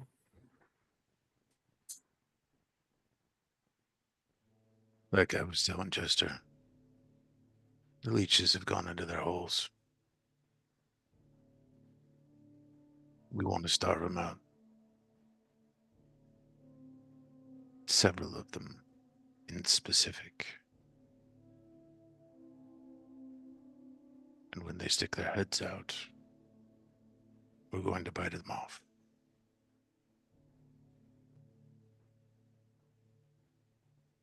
Well, good. Then that makes for a shorter conversation because we're on the same page. I too would like to get rid of their food source and get them out in the open as well.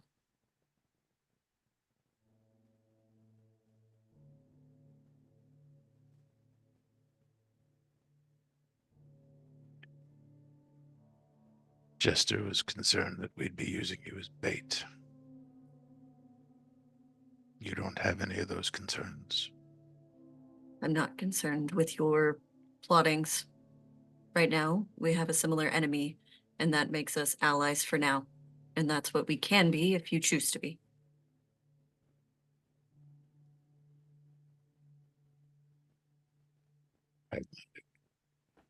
I like that.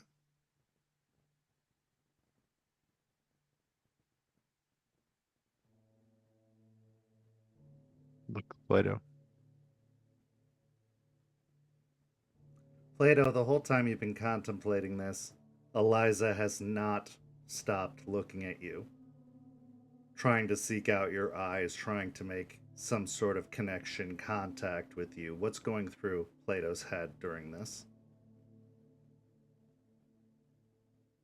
I shouldn't have brought the old woman. They think that will get me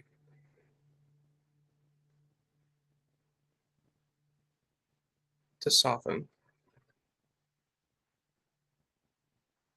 The old woman's another failure, and the stepping stones is how I got here. He turns toward her and finally kind of acknowledges her.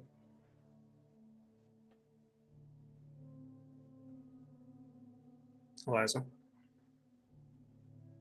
Brandon? Brandon's dead. He died with the rest of my family. I thought that too once. I thought the Brandon I knew would never leave his people behind. I don't think you heard him, Eliza. Brandon's dead.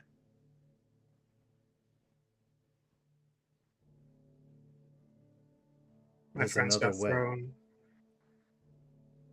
to die to Ryder's cowardice. Information I advised Orion of. Where is my brother, by the way? He never gave up. Not on me, not on you, not on us. No, but you did.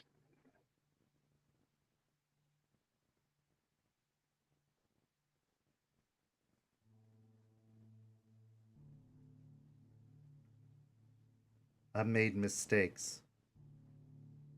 Many, many mistakes.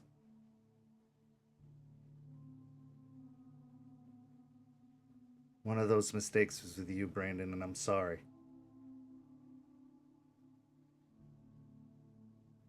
But this isn't the way. You're exchanging one death for another. Ryder led with anger, and it got him killed. The difference between us and Ryder. And he gestures over toward the pack currently cleaning up the mess they made. They know what they're in for. We don't hide that from them. We don't let them pretend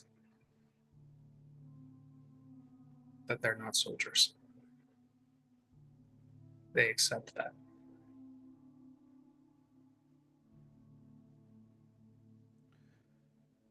It's a sacrifice they choose to make.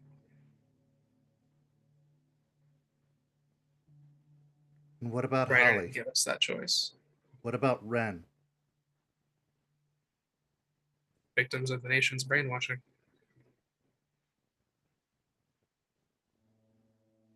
What about So- Alara?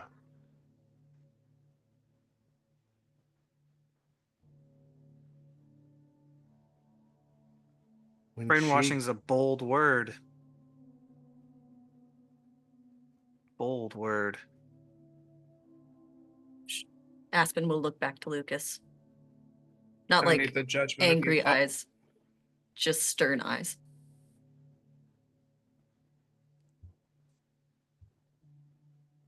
When she gave you that gift, it wasn't for this.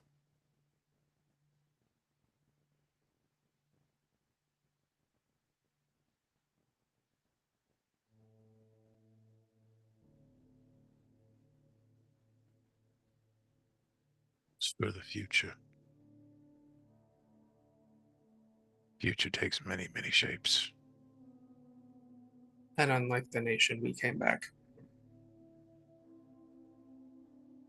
What do you call this, Brandon? And she gestures to the others. Late. It's an But an endless struggle. opportunity.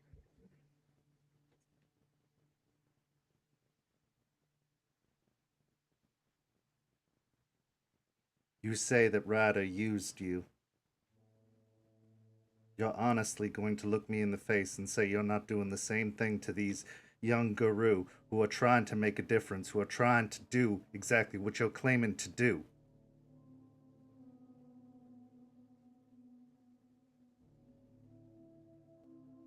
They didn't need to be Gesturing. made soldiers. They volunteered. They chose this.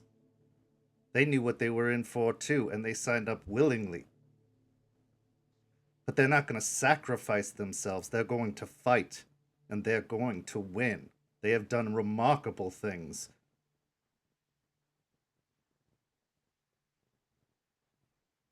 Sure. So did the Garu of our sept. All I've done is teach these children what it is to be chosen for this life, what it really means. They're not facing dancers now, Brandon. They have an actual chance now. And you could help them with that chance, but give up this crusade. We're not gonna bring them back. Don't you think I've tried? Don't you think I've wanted to? They're gone. They can't be brought back. I have no illusions of this.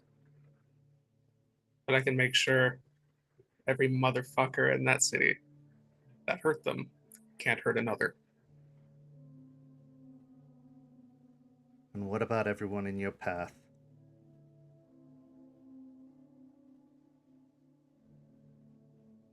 Are you going to scorch the ground and destroy everything to get to them? I'll burn Tampa to the ground and then create something new from the ashes.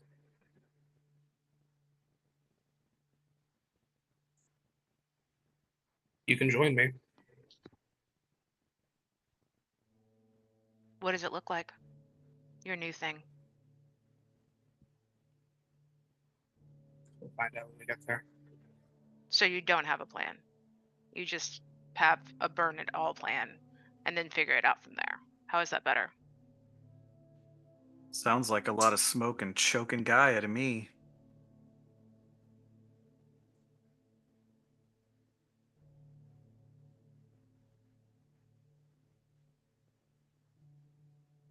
We care about the humans.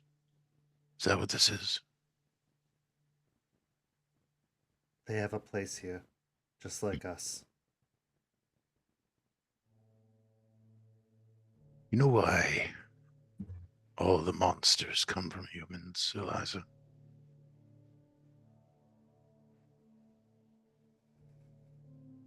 Because all humans are monsters.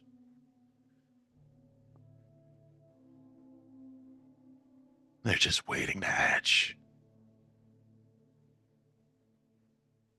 As much as you would deny it, Ethan, you hatched from a human too. Just as much a monster.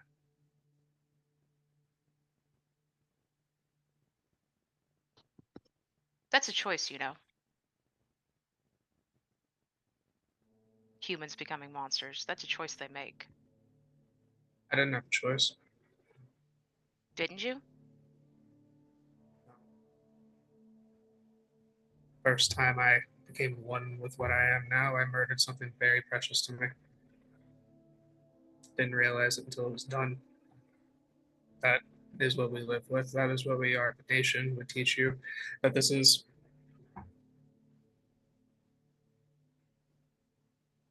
a good thing to help protect what's here, but we're monsters just like anything else out here. By that logic, your wolf side would be the one that would be the monster, not the human side, because you didn't hurt something you cared about until afterwards, correct? But that's not what we're here to argue. We're not here to argue who the real monster is, where the worm resides, what's happening, and who's correct here, are we? Are And the we? lawyer speaks. Am I wrong? Yes, but not in all of it. But you are right. That doesn't matter. What matters is the business at hand.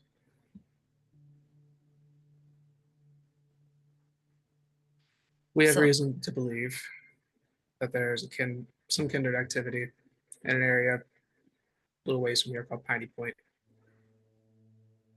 We want you to, well,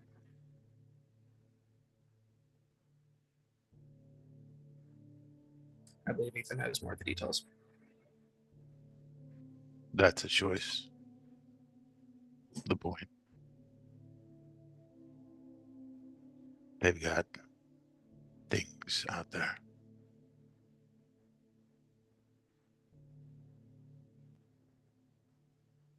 The other is cutting off the head of the tower.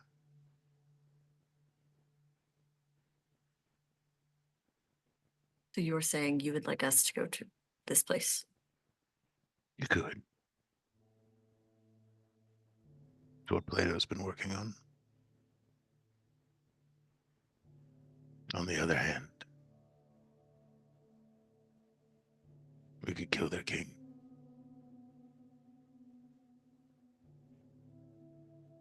And how do you suggest that happening right now? Kings have to feed, especially when they're leeches. We know where this one does.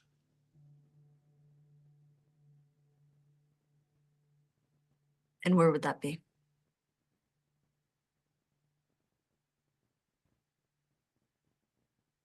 There's a group.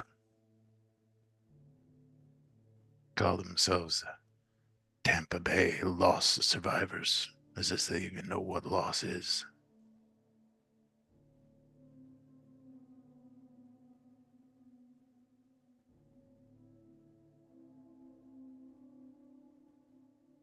They die.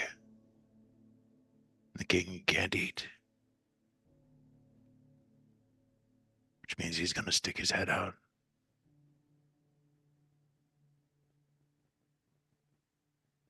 Good. That's a start. We take care of that. And then what? What are your goals? How do you plan to make your goals a reality? That's our business. How far the goals go.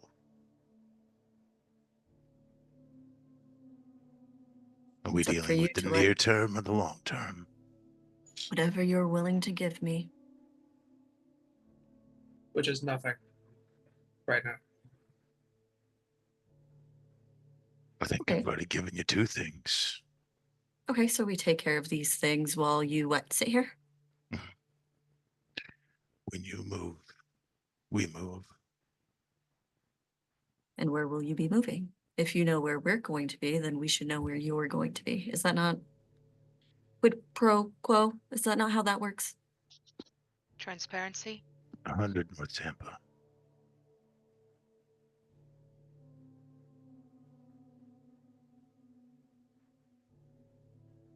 Seat of the king.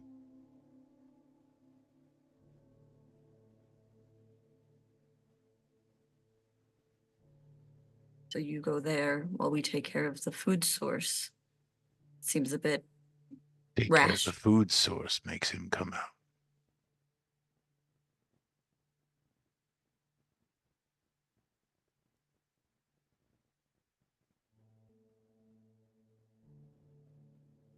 So when all the... Or, Go ahead. like Plato said, take a field trip south.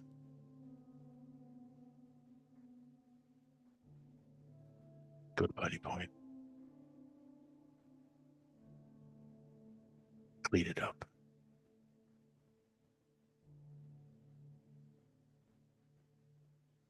So you take care of Piney Point, we take care of the food source. Sounds fair enough. I'd be willing to come with you to Bunny Point.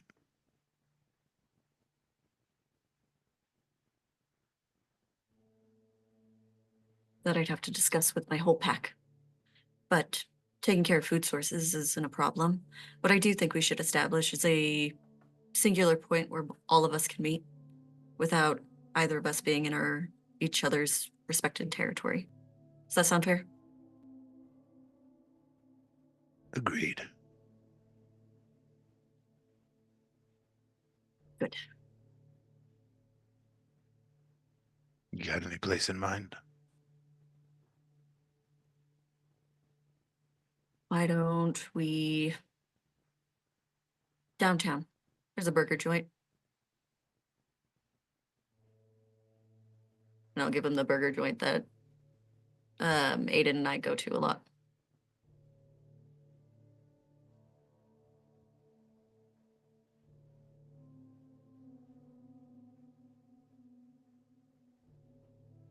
What we have right now is an idea. What we've just created is an idea. It's not a plan. So don't leave here thinking it is. I never suggested or thought that. A plan needs an actual follow through and step by step. This is just people speaking.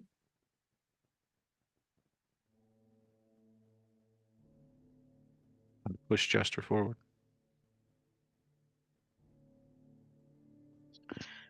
I'll walk towards Aspen.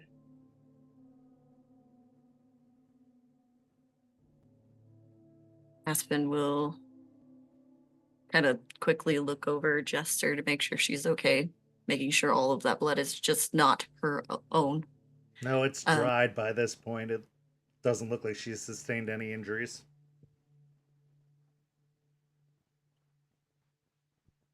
Aspen will pull out a piece of paper and she will write her personal phone number onto the piece of paper. You guys use phones, right? No. Plato does. So somebody here uses a phone. Plato, would you like to exchange numbers so we can meet when we both discuss with our respected packs?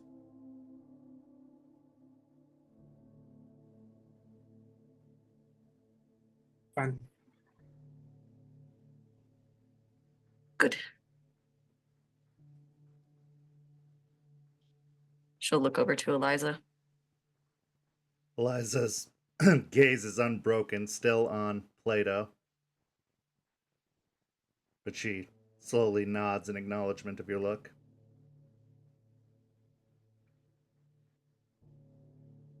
Wonderful discussion. Yes, sir. Aspen will turn and walk away. As Aspen, Jester, Artie, and Lucas turn to walk away, Eliza lingers a moment longer. Plato meets her gaze.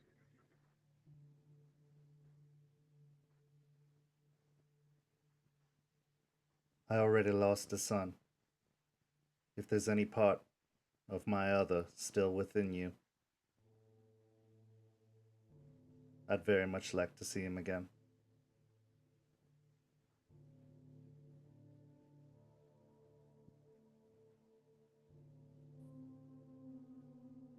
Stay safe, Eliza.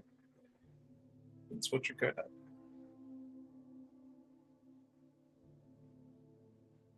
She holds the gaze for a few moments longer before dropping it. You as well, Plato. She turns and walks away. As So the you go pack, turn. yeah, As I go to turn away, kind of make eye contact with Lucas. So yeah, does the one finger salute. Do the same. I'm actually going to pause when Eliza doesn't follow us and wait for her.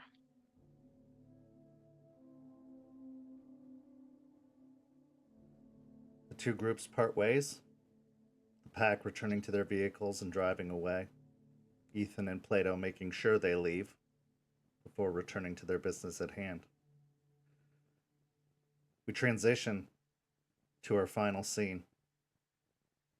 Another boardroom, not belonging to Ballard, Anderson, and Bateman, this one belonging to Harland Severn, the seneschal of the Tampa Camarilla. He stands pacing at the edge of the boardroom table, a nervous energy in the air. After a moment, the door to the boardroom opens, and in walks Edward Bateman, who approaches, hands over a file.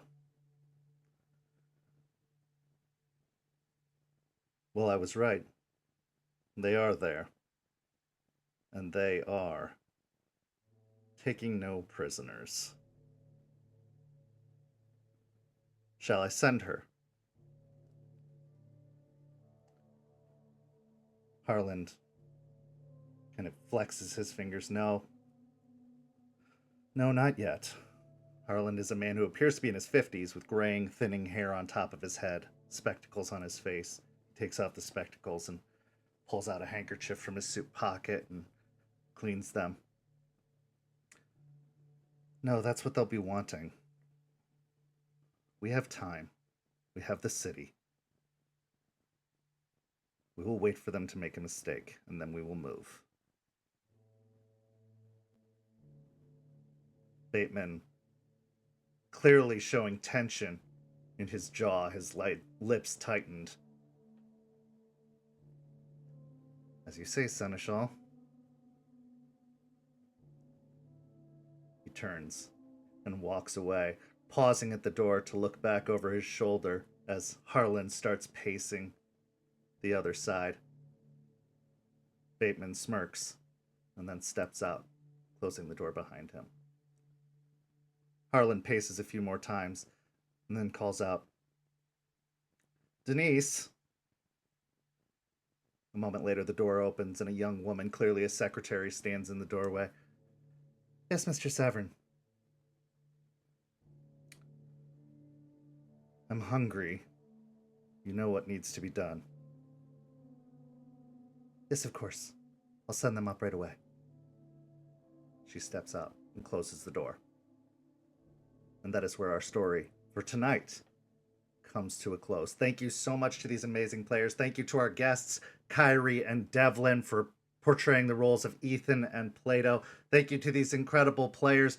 Go follow everyone on social media. Go follow St. Pete by Night on social media. And if you're interested in what you saw here, you can join us by joining our Discord, which is listed in the description down below. You could find yourself playing with some of these incredible players, possibly joining a table or a one-shot, but joining the community is the best part of all. So come and join us and go follow them. Go follow us. This week, we've got many, many, many programs available to you. On Thursday, we have Don't Get Caught. On Sunday, we have Bloody Strings. Or on Saturday, we have After Dark with another special guest, another part of our Storyteller series. On Sunday, we've got Bloody Strings, which features our dear Nori and Kyrie, run by our dear Devlin. So tune in for that. And then we'll be back with episode 32 next week of Rage Across Tampa. Thank you so much for watching, and we'll see you next time. Have a good evening, everyone.